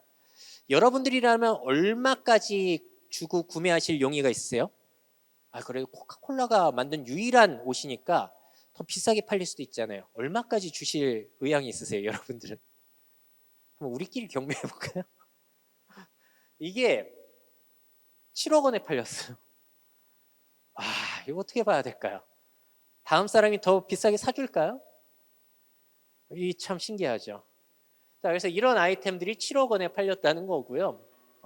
자, 그래서 저게 파티예요. 그 공간 안에서 저거 경매하는 행사가 펼쳐지는 건데 사람들이 캐릭터로 모여가지고 삼삼오오 춤추고 있는 거예요. 춤은 어떻게 추냐면 키보드로 명령하면 그 동작을 이렇게 하는 거예요. 지장된 동작을. 자, 그리고 제가 좋아하는 축구팀이 있어요. 맨체스터 시티라고. 거기서도 저 홍보관을 만들어서 이제 선수들, 구단을 홍보하고 관련된 상품을 또 판매를 하고 NFT라는 걸로. 야, 이런 회사들이 참여를 하니까 이러다가는 이게 사기가 아니게 되겠구나 라는 생각이 들더라고요. 그래서 생각이 많이 바뀌었어요. 자, 그리고 이 공간 안에서 애니메이션 시사회가 열리기도 했어요. 그 영화의 이름이 캡틴 비트코인이라는 게 상영이 되기도 하고, 그래서 이러한 소식들을 전하는 유튜브 채널도 있는데 제가 잘 이용하고 있습니다. 도저히 이해가 안 되는데 정보 궁금하다? 한번 저기 들어가 보시면 좋을 것 같아요. 참고로 저는 저분과 아무 관련이 없어요. 근데 제가 저 채널 보면서 너무 신기해가지고 한번 소개를 해드리는 거예요. 저보다 훨씬 저분이 설명을 잘 하시기 때문에. 자, 참고로 그 회사의 직원이세요. 그리고 더 샌드박스라는 것도 똑같습니다. 지금 보여드린 것처럼 그 공간 안에 땅 사가지고 막 아이템도 만들고 뭐 건물도 짓고 하는 거예요. 자, 저렇게 아이템도 판매를 하고 저기에서 쓰는 코인은 또 따로 있어요. 샌드라고 해가지고 마찬가지로 올라갔다 떨어졌다 난리가 나고 있는데 지금 쭉 올라가고 있네요. 어떻게 될지 한번 지켜보고요. 우리나라의 가수 한 명이 스컬이란 가수가 있어요. 그 사람이 저기에 땅을 몇 개를 산 거예요. 그 땅 사서 뭐 하려고 그럴까요? 가수가. 볼게요. 이 사람의 계획은 9개를 사가지고 거기에 랜드에 레게 테마파크를 만든다는 거예요. 이 사람이 레게 음악 하거든요. 그리고 그 공간 안에서 가상의 콘서트를 열고요. 팬미팅을 여는 등 다양한 이벤트를 할 거라고 해요. 자, 그리고 관련된 한정판 뭐 음반이라든지 여러 가지 아이템들을 판매를 할 거라는 겁니다. 자, 이런 식으로 가수가 또 이용하려는 시도가 있어요. 잘 될지는 지켜봐야 됩니다. 자, 그래서 이런 플랫폼들을 보시게 되면은 한번 정리해 볼게요. 참여자들이 직접 그 게임에 참여해가지고 함께 만들어가는 거예요. 자, 그리고 게임을 즐기는 사람, 그리고 게임을 만드는 사람의 기여가 금전적으로 보상이 된다. 이거 무슨 의미일까요? 옛날은 애들이 게임 오래 하면은 우리가 이렇게 면박 줬잖아요. 야, 게임하면 밥이나 쌀이나 너 공부나 해. 했죠. 근데 지금 이런 거 열심히 하면 어떻게 되는 거죠? 진짜로 밥이 나오고 쌀이 나와요. 돈을 버니까. 아니, 너 밥이 나오냐 쌀이 나오냐 했는데 얘가 갑자기 막 1억 원을 딱 보여준다. 그럼 잔소리 할 수 있나요? 이렇게 되는 거예요. 그래서 이게 참 재미난 환경인 거고요. 그리고 각자 맡은 역할이 다 다르죠. 누군가는 그 공간 안에서 부동산 임대업을 하고, 누군가는 그 공간 안에서 건물을 예쁘게 짓고, 누군가는 게임을 너무 잘해가지고 용병처럼 해가지고 고용이 되기도 하고, 자기들끼리 역할을 하면서 막 그 안에서 화폐를 주고 받는 거예요. 그럼 이게 진짜 경제가 돌아가는 거잖아요. 이거는 성인용 버전이에요. 그래서 자, 가상의 화폐 벌 수 있고 부동산으로 수익 얻을 수 있고 아이템 획득해가지고 그게 다 돈이 된다. 실제로 돈이 된다. 그 가상화폐로 벌어가지고 가상화폐를 실제 우리나라 원이나 달러로 바꿀 수 있으니까 진짜로 돈이 돼요 이게. 자, 그리고 그럼 이게 게임일까 경제활동일까 애매해지는 거죠. 앞으로는 그래서 게임 자체가 이런 식으로 경제활동처럼 되는 사례가 늘어나진 않을까라는 게 있고, 우려의 목소리가 있죠. 아, 그럼 이거 도박처럼 되는 거 아니야? 라는 우려의 요소도 있어요. 자, 그리고 저는 걱정되는 게 또 이거예요. 결국에는 이러다가 거대 자본이 다 이거를 독식하게 되면은 거기에 땅도 다 사고 하면은 일반인들이 참여할 수 있을까? 그래서 일반인들이 여기선 더 이상 아이템 못 사겠다. 대기업들만 하잖아 하고 다 빠져나가면 거기에 땅 사뒀던 사람들, 코인 사뒀던 사람들, 아이템 사뒀던 사람들은 게임의 인기가 시들해주니까 그게 다 영원이 되는 거예요. 자신이 투자했던 게 다 사라질 수가 있겠죠. 그리고 엄청난 거대 기업이 뭐 삼성이나 네이버에서 시작한다고 해봐요. 그러면 이런 회사가 갑자기 망해버릴 수 있겠죠. 거대한 회사가 하니까 참여자들이 이미 확보되어 있는. 그럼 내가 투자했던 게 다 사라질 수도 있어요. 그럼 위험성이 있다는 거예요. 그래서 저는 아마 그 뭐 구글이나 아니면 페이스북이나 우리나라의 네이버나 카카오나 그런 여러 사람이 참여하는 거대한 기업이 했을 때 그 시장이 제대로 형성되지 않을까라는 생각이 들기도 합니다. 한번 지켜봐야 되겠죠. 자, 그리고 여기 안에서 쓰이는 그 가상화폐가 변동성이 너무 커요. 너무 불안정한 시장이잖아요. 그래서 여기에 대해서 여러분들은 성장 가능성이 높다라고 라고 느끼신다면은 그럼 투자를 하시는 거죠. 그럼 아유 말도 안 돼. 저 왜 해? 그러면은 절대로 하셔서는 안 되는 거고. 판단이 안 서요, 저도. 판단이 절대로 안 씁니다. 누가 알 수 있을까요? 여기에 대한 미래를. 저는 모를 거라고 봐요. 한번 지켜봐야 될 것 같습니다. 자, 이 지금 설명드린 내용 있잖아요. 사실 이 영화 보시면 다 나와요. 다 나옵니다. 전부 다 나와요. 그래서 오늘 이 설명을 들으시고 이 영화를 보시면은 아마 이해가 잘 되실 거예요. 요즘 IPTV로 이거 다시 보시면은 저는 U 플러스 TV 보는데 3,000원 정도였나? 3,000원도 안 돼. 2,000 얼마였어요. 비용 얼마 안 되니까 한번 꼭 보시면 좋을 것 같아요. 저기에 다 나옵니다. 자, 그래서 신선한 개념이 아니에요. 다 있던 거라서. 자, 그리고 만약에 이걸 제주도에 활용하면 어떨까도 간단하게 생각해 볼까요? 근데 제가 늘 관공서에 특히 말씀드리는 내용은 이거예요. 일단 메타버스 만들고 볼 거냐, 아니면 우리가 뭘 하려고 하는데 그 어려움이 있을 때 그거를 이런 새로운 기술로 해결하려고 할 것이냐. 일단 만들고 봐도 근데 이점은 있죠. 시정 홍보라든지 그런 거 있잖아요. 그것도 중요하니까 사실 현실적으로. 근데 좀 실용성에 대해서도 생각해 보자면은 아래쪽으로 생각해 보셔야 된다는 거죠. 자, 일단 이런 것들. 제주도에 원래 있었던 대형 박람회, 설명회 같은 것들을 이제 지금 코로나 때문에 아직은 못하니까 그럴 때 이렇게 메타버스 같은 걸 이용하면 어떨까? 3, 4, 5 모여가지고 이야기를 들을 수 있으니까. 채용 설명회 같은 거 어때요? 채용 박람회? 그건 정말로 괜찮은 것 같아요. 왜냐하면 부스 각각 차려두고 거기에 들어오는 사람만 그 사람이 얘기하는 걸 들을 수 있거든요. 그래서 요거는 전 괜찮을 수 있겠다. 근데 이거 누구만 이용할 수 있냐면 웬만하면 저는 대학생들이라고 봐요. 왜냐하면 이게요, 한국어가 안 돼요. 영어예요, 이거. 들어갈 때 그러니까 웬만한 교육을 받은 사람들이 하겠죠. 쓸 수 있는 사람들이 대학생 위주겠다. 참 아쉽죠. 한국어 언제 될까요, 이거? 성균관대학교에서 자, 주최하는 그리고 이제 아이들 같은 경우는 저런 행사도 펼칠 수 있을 것 같아요. 그냥 재미 삼아서 백일장 같은 것들. 한글 백일장 개최를 진심으로 축하합니다. 그러니까 실제 모이는 것보다는 안전하잖아요. 저 공간 안에서 주제 주고 쓰게 한 다음에 인터넷으로 제출하게 하면 돼요. 네, 작성 시간이 종료되었습니다. 모두 좀 고생 그거를 많으셨습니다. 재밌게 해볼 수 좋은 있다는 결과 거죠. 있기를 아이들은 저런 거 바랍니다. 좋아할 수도 있으니까. 자, 그리고 제주도에 멋진 공간이 있다면은 이게 제페토 같은 경우에는 동남아나 그런 데서 많이 쓴다고 말씀드렸잖아요. 그런 사람들한테, 해외에 있는 10대들한테 제주도가 이렇게 멋집니다. 놀러 와서 한번 체험해 보세요. 이런 것도 해볼 수 있을 거예요. 자, 그리고 메타버스 갤러리 디지털 작품 판매. 그러니까 젊은 아티스트, 예술가 같은 경우에는 실제 그림만 그리는 게 아니라 아까처럼 디지털 파일로 예술하는 사람들이 있잖아요. 그런 사람들에게 뭔가를 판매할 수 있는 기회를 열어줄 수도 있어요. 제주도에서 아니면 서귀포 시청에서 저런 걸 만들어 가지고 예술가들을 지원해 준다 라는 명목으로 할 수도 있겠죠. 근데 위험성이 좀 있어요. 사행성 아니냐라는 비판을 받을 수도 있겠죠. 이 코인 경제, 저런 블록체인 경제는 좀 아직까지는 부정적으로 보는 사람들이 있으니까. 자, 그리고 제주도 뭐 한정 뭔가 그런 것들을 만들어낼 수 있어요. 코카콜라처럼. 이게 이상하다고 느껴지시면은 요 생각도 한번 해보자고요. 올림픽 기념주화 같은 거 있었죠. 똑같은 쇳덩어리예요. 근데 시간이 지날수록 비싸게 팔리는 이유는 뭘까요? 똑같은 쇳덩어리인데 거기에 대한 가치가 달라진 거잖아요. 사람들에 대한. 아니 그게 실제로 있나? 디지털로 있나? 뭐가 다르냐는 거예요.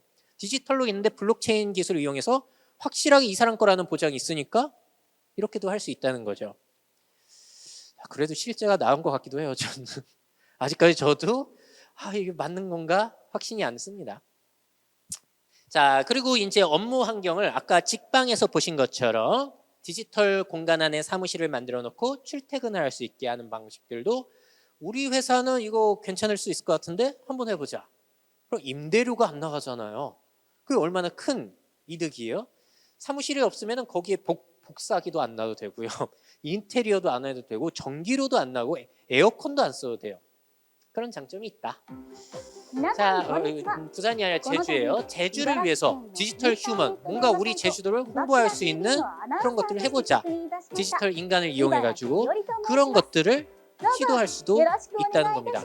왜냐하면 디지털 인간은 실수를 안 하니까. 아니, 옛날에 무슨 사건으로 인해서 이미지 손상될 일은 없잖아요. 자, 그리고 제주 스마트 시티 아까 보여드린 것처럼 실제 공간을 디지털 공간을 그대로 물리적인 법칙까지 해놓으면은 제주도에 자율주행 하기 전에 그 안에서 한번 해보고 도입하는 거, 서비스로 배달 로봇 같은 것도 해보고 도입하고, 그리고 사람들이 부동산 못 가면 그 실제로 집 보러 다니지 못하면 똑같은 공간 안에서 집 보러 다니게 하고, 재난약도 앞으로 중요하죠. 환경 위기 때문에, 기후 위기 때문에. 그런 것들을 이제 똑같은 환경 안에서 태풍이 오게 되면 어떻게 될까? 계속 돌려보는 거예요. 인공적인 환경 안에서. 이런 것들은 이제 앞으로 장기적으로 계속해서 시도가 이어질 거예요. 이거는 제가 말씀 안 드려도 계속 하고 있는 분야입니다, 사실. 자, 그래서 만들고 볼 거냐? 현실의 어려움을 메타버스로 해결할 거냐? 요거를 생각을 해봐야겠죠. 자, 마지막 시간으로는 이제 한번 정리를 해보도록 할게요. 자, 지금 쭉 제가 오락가락 하면서 말씀드렸죠. 괜찮은 것 같다. 아, 근데 아닌 것 같은데? 이거는 괜찮은 것 같다. 아, 그래도 잘 이해가 안 되겠어요. 네, 여러분들은 어떻게 느껴지세요? 어느 쪽에 더 비중이 있으신가요? 진짜 지금의 현상이 이거는 우리가 믿음직스러운 현상이다. 아니야, 이거 그냥 투자 때문에 그냥 불러 모으는 것 같은데? 여러분들은 어느 쪽 판단이세요? 자, 메타버스 초기 화두는 이거였어요, 원래. 작년 말만 하더라도 아니, 애들이 이런 거 10대 애들이 진짜 많이 하는데 그럼 애들이 커서도 이거 이용할 거 아니야? 그럼 앞으로 굉장히 커질 수 있겠다. 한번 주목해 보자. 라는 게 원래의 화두였습니다. 자, 근데 여기에서 생각해 볼 게 있어요. 대한민국이랑 미국이랑 10대 아이들의 머릿수가 달라요. 대한민국은 초저출산인 거 아시죠? 한국이 10대 애들이 거의 없어요. 계속해서 숫자가 줄어듭니다. 한국에서 10대 애들을 위해서 뭘 한다? 머리 숫자적으로 뭐가 안 돼요. 관공서에서 뭘 한다? 대부분 기성세대들을 위해서 서비스 해야 되는데 얘네들 가지고 뭐 한다? 이제 다수의 대상을 먼저 신경 써야 되잖아요. 그래서 좀 대한민국에서는 어려워요. 근데 미국은 이게 출생아들의 숫자거든요. 이쪽이 전쟁 후에 베이비 부머예요. 그리고 이게 요즘 세대인데 출생할 그 차이가 별로 없어요. 계속해서 아이들이 새로 태어나고 있기 때문에. 미국에서는 굉장히 중요하게 봐도 되지만 한국에서는 10대가 너무 적다, 머릿수가. 자, 그랬는데 요즘은 분위기가 아까 사례 굉장히 많이 보여드렸잖아요. 이 애들이 좋아하는데 이용할까? 앞으로 커서? 그건 잊혀져 버렸고 메타버스 뜬다 하니까 여기저기서 다 참여하는 분위기예요. 유치하다는 게 잊혀진 거예요. 아예 그냥. 우리도 하자. 다른 데서 한다는데 우리도 하자. 이런 것들. 자, 메타버스가 제2의 SNS가 될 것인가? 그런 논의도 있는데요. 메타버스 같은 경우에는 보신 대로 캐릭터를 이동시켜야 되다 보니까 조작을 해야 돼요. 이렇게 키보드로 하건 이런 게임 컨트롤러를 이용하건. 그러니까 좀 어렵죠. 여러분들이 하신다고 생각하면 복잡할 것 같잖아요. 저는 게임을 안 하다 보니까 너무 복잡해서 못 하겠더라고요.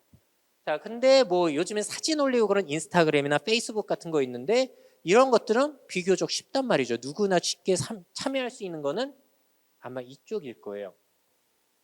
더욱 쉬운 접근법은 어느 쪽일까요? 그러니까 이거는 누구나 쉽게 참여할 수 있게끔 처음부터 설계가 됐어요.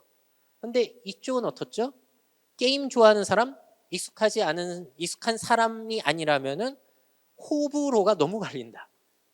그러니까 대중적으로 사용될 것이라는 것은 좀 어렵지 않겠냐라는 부분이 있어요.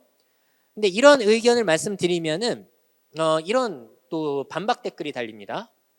지금 컨트롤러 때문에 어렵지. 앞으로 이런 가상현실 안경 같은 게 발달하면은 누구나 쉽게 이용할 수 있을 거예요. 조작법도 필요 없이. 과연 쉽게 될 것인가? 자, 저 영화에서 보신 것처럼 이제 가상 헤드셋 끼고 이렇게 뭐 움직이면 그대로 되는 거니까 내가 뭐 조작할 것도 없잖아요. 여러분들도 하실 수 있으실 것 같죠? 저렇게 되면은. 근데 이게 쉽지 않아요. 이게 불편하기 때문에. 자, 일단 뭐 요즘에 가벼워지고 성능도 좋아지면서 잘 팔리고 있긴 합니다만 그래도 아직 틈새 시장이에요. 자, 여러분들 이 안경 몇 분이나 착용하실 수 있으실 것 같으세요? 최장 시간으로? 아이고, 이거 답답해서 얼마나 오래 쓸까요? 저도 요즘은 못 쓰겠던데요. 한 10분? 기껏해야? 그래서 이게 태생적으로 문제가 있어요. 큰 걸 쓰고 있어야 된다는 거. 안경처럼 그럼 작아지면 되지 않냐? 그래 안 돼요. 왜냐하면 뭔가를 보여줘야 되기 때문에 좀 떠 있어야 돼요. 이렇게. 그래야지 보이지. 이렇게 있으면 안 보이잖아요. 초점이 안 맞아가지고. 그리고 완전히 시야를 덮어야 돼요. 안경처럼 되어 있으면 실제 세상이 보이잖아요. 몰입감이 떨어져서 안 돼요. 클 수밖에 없어요. 몇 분이나 쓸까요, 이거를? 아무리 발달해도. 자, 그리고 이용이 불편해요. 제가 지금 이용하고 있는 장면인데 자세가 어떻죠, 지금? 허리가 꼿꼿하게 있죠. 왜 그럴까요? 눕게 되면은 천장만 보여요. 그래서 제대로 이용하려면 꼿꼿이 서서 이렇게 해야 돼요. 이거를 집안에서 얼마나 오랫동안 이용할 수 있을까요? 사무실에서는 얼마나 오래 이용할까요? 혹시 마이너리티 리포트라는 영화 아세요? 이 영화를 보시면은 앞으로 미래 사회에서는 컴퓨터를 제어할 때 그냥 손으로 휙휙휙 이렇게 하면서 컴퓨터를 제어할 것이라는 장면이 나와요. 근데 이 기술이 이미 있습니다. 근데 왜 안 쓸까요? 컴퓨터로 이렇게 슉슉 조작하면 편할 텐데. 여러분들이 업무를 하시는데 막 이렇게 조작을 한다고 생각해보세요. 엑셀이나 그런 것들. 팔 아파서 못해요. 우리에게는 기적적인 도구가 있잖아요. 키보드와 마우스라는 거. 손가락만 까딱까딱 하면 뭔가 다 할 수 있는데 이거 대신에 이걸 놔도 슉슉 이러고 있을 거라고요? 서가지고 이런 문제가 있다는 거예요. VR이 이것과 비슷해요. 자, 그리고 지금 이용하는 메타버스는 저 키보드나 컨트롤러 이용해서 하다 보니까 앉아서 이렇게 편안하게 이용하잖아요. 근데 VR을 이용하려면 저렇게 좀 불편한 자세를 취할 수밖에 없습니다. 눕게 되면 천장만 보이니까. 사람들이 앞으로 어떤 방식을 이용할까요? VR이 발전한다고 이 방식으로 넘어갈까? 잘 모르겠어요. 지켜봐야 돼요. 제 이야기가 황당한가요? 납득이 되시나요? 자, 그리고 우리가 보통 집안에서 야구 경기를 본다고 쳐볼게요. 야구 경기를 보실 때 집안에서 자세가 어떻죠? 소파에서 이렇게 널브러져 있거나 누워서 보거나 그러잖아요. 보통 엔터테인먼트 즐길 때 TV나 야구 같은 거. 근데 저런 헤드셋 끼고 보려면은 앉아 있어야 돼요. 누우면 또 천장이 보이고 그러니까. 그리고 눕게 되면 이거 거슬리잖아요. 좀 쉽지 않아요. 자, 그게 또 한 가지 말씀을 드리자면은 페이스북 같은 경우에는 벌써 전 세계 30억 명의 이용자를 가지고 있는데 이 회사가 저 호라이즌이라고 해서 메타버스 플랫폼을 예전부터 했어요. 2018년부터. 근데 그게 제대로 안 되고 있습니다. 아직까지도 제대로 안 돼요. 그 큰 거대 회사가 30억 명의 이용자를 가지고 있는데도. 자, 그래서 VR이라는 기기의 그 어려움은 한계는 지금 거의 해결된 게 없는 상태예요. 앞으로도 해결될까? 거기에 대해서는 회의적인 입장이 많습니다. 자, 페이스북에서는 최근에 이런 걸 공개하기는 했어요. 가상 업무를 저렇게 할 수 있다. 저 안경 쓰고 하면은. 실제 키보드와 PC 화면이 저 공간 안에 보이니까 얼마나 좋냐는 거예요. 뭔가를 적을 때 저걸 이용해서 이렇게 끄적끄적하면 그대로 되고. 근데 저렇게 공개를 했더니 미국의 주요 언론에서는 어떻게 평가를 했냐? 몇몇 가지만 보여드릴게요. 워싱턴 포스트지라고 많이 들어보셨죠? 거기서 이렇게 합니다. 메타버스를 만들고 싶어 하는데 도대체 그게 뭐냐? 라고 하면서 회의적인 입장을 내비치는데 메타버스 현재 존재하지 않는다. 도착 날짜도 명확하지 않습니다. 증강현실, 가상현실은 2017년에 10억 명의 사람들을 오큘러스 헤드셋으로 데려오겠다는 주커버그의 약속에도 불구하고 아직 대중의 관심을 끌지 못하고 틈새 시장으로 남아있다. 그러니까 이 사람은 2017년부터 얘기했는데 아직까지도 틈새 시장이잖아. 왜 이렇게 새로운 척해? 라고 얘기하는 거예요. 발전된 게 없는데. 그러면서 하는 이야기가 뭐냐면 가벼워졌는데 틈새 시장이잖아. 그리고 미국의 1억 6,900만 게이머 중에 29%만 VR 쓰는데 그게 뭐 대단한 거야? 그리고 인터뷰 내용 인용한 건데요. VR은 게임, 그 콘솔의 하위 집단, 게임하는 사람들 중에서도 소수가 이용한다는 거. 그래서 이걸 벗어나게 될지도 확실하지 않다. 게임은 큰 산업이고 수억 명이 이용하는데 수십억 명은 아니잖아. 결국에는 보편적으로 이용하는 경험이 아니잖아. 라고 비판적인 입장을 워싱턴 포스트지에서 내보냈어요. 또 와이어드라고 해가지고 유명 매체가 있는데요. 이렇게 표현을 합니다. 저 VR 산업은 부유한 부모를 둔 부유한 백인 자녀와 약간 비슷하다. 무슨 말일까요? 이렇게 표현을 하더라고요. 항상 결과가 어떻든 잠재적으로 잘 될 거라는 근거하에 계속 믿음을 심어주고 있다는 거예요. 부유한 백인층 아이라는 건 뭐냐면은 실패해도 빠방하게 지원해 줄 테니까 해봐 실패도 해봐 이런 식으로 밀어준다는 거죠. 이런 식으로 표현을 하더라고요. 자, 그러면 실리콘밸리의 억만장자들과 벤처 투자자들은 큰 꿈을 가진 화려한 헤드셋을 거절할 능력이 없는 것 같아. 아니 아직까지 성과가 없는데 왜 자꾸 투자를 해주지? 끊임없이 이런 의견을 내비쳐줬고요.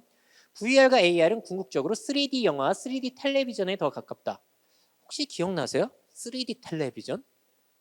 몇 년 전에 LG전자에서 막 팔기도 했고 그랬거든요. 안경 쓰고 보는 거예요.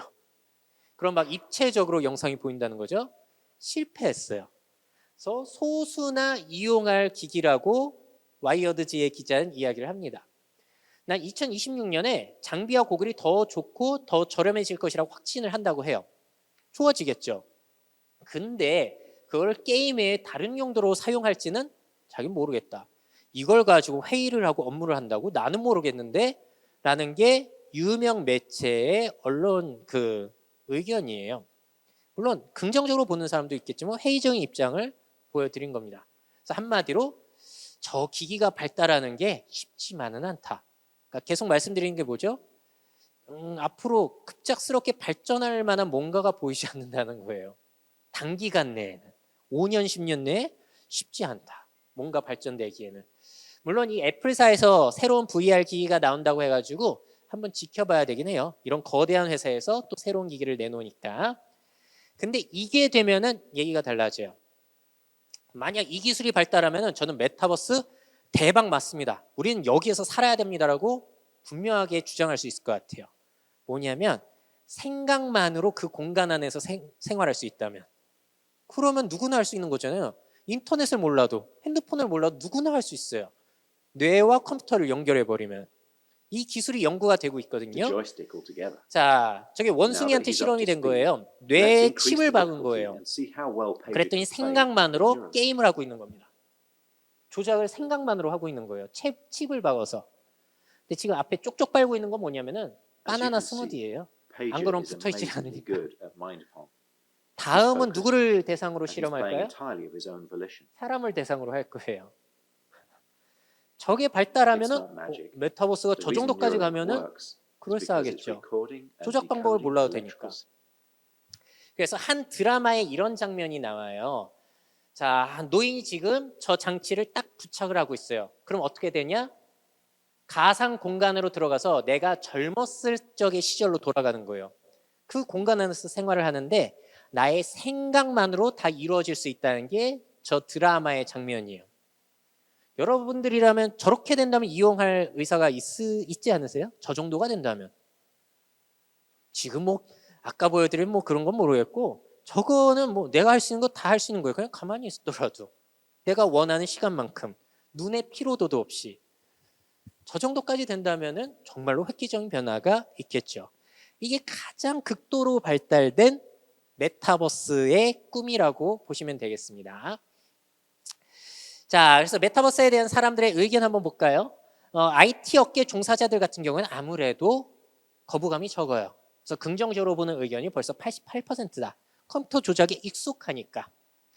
자, 근데 여러 가지 댓글 의견들을 보니까 이건 긍정적인 의견이에요. 우리 딸이 로블록스에 미쳤다. 새로운 시대가 열리고 있다.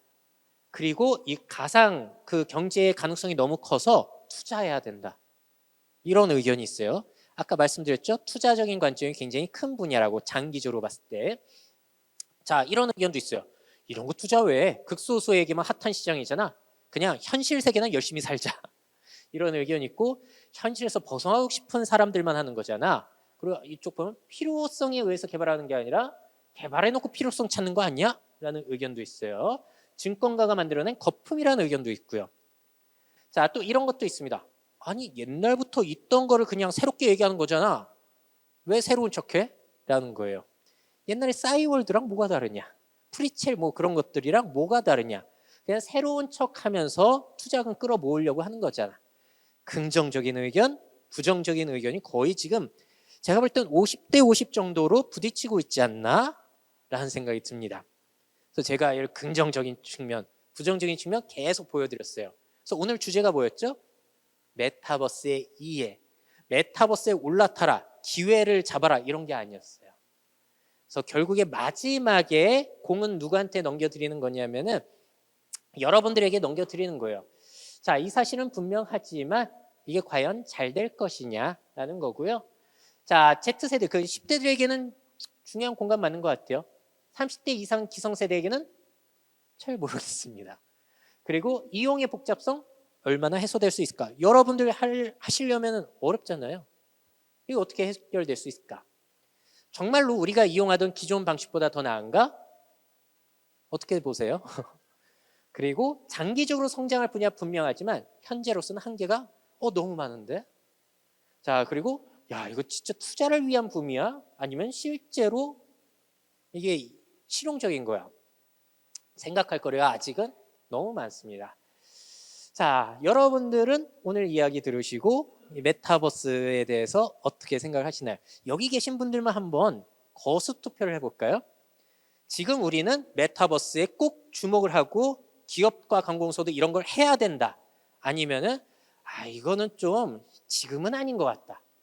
지금 해야 된다. 한번 손 살짝 들어봐 주시겠어요? 지금 해야 되는 것 같은데 이거 관공서나 기업이나 네, 지금 파악됐습니다. 자, 다음은 지금은 아닌 것 같은데 한번 손 들어봐 주시겠어요? 지금 5대 5예요. 진짜 5대 5입니다. 그러니까 이게 어떻게 될지 우리 한번 지켜보시고요. 열린 마음으로 한번 지켜봐야 되는 상황인 것 같습니다. 자, 어떻게 메타버스에 대해서 그래도 좀 이해가 되셨나요? 이해가 되셨다면 다행이고요.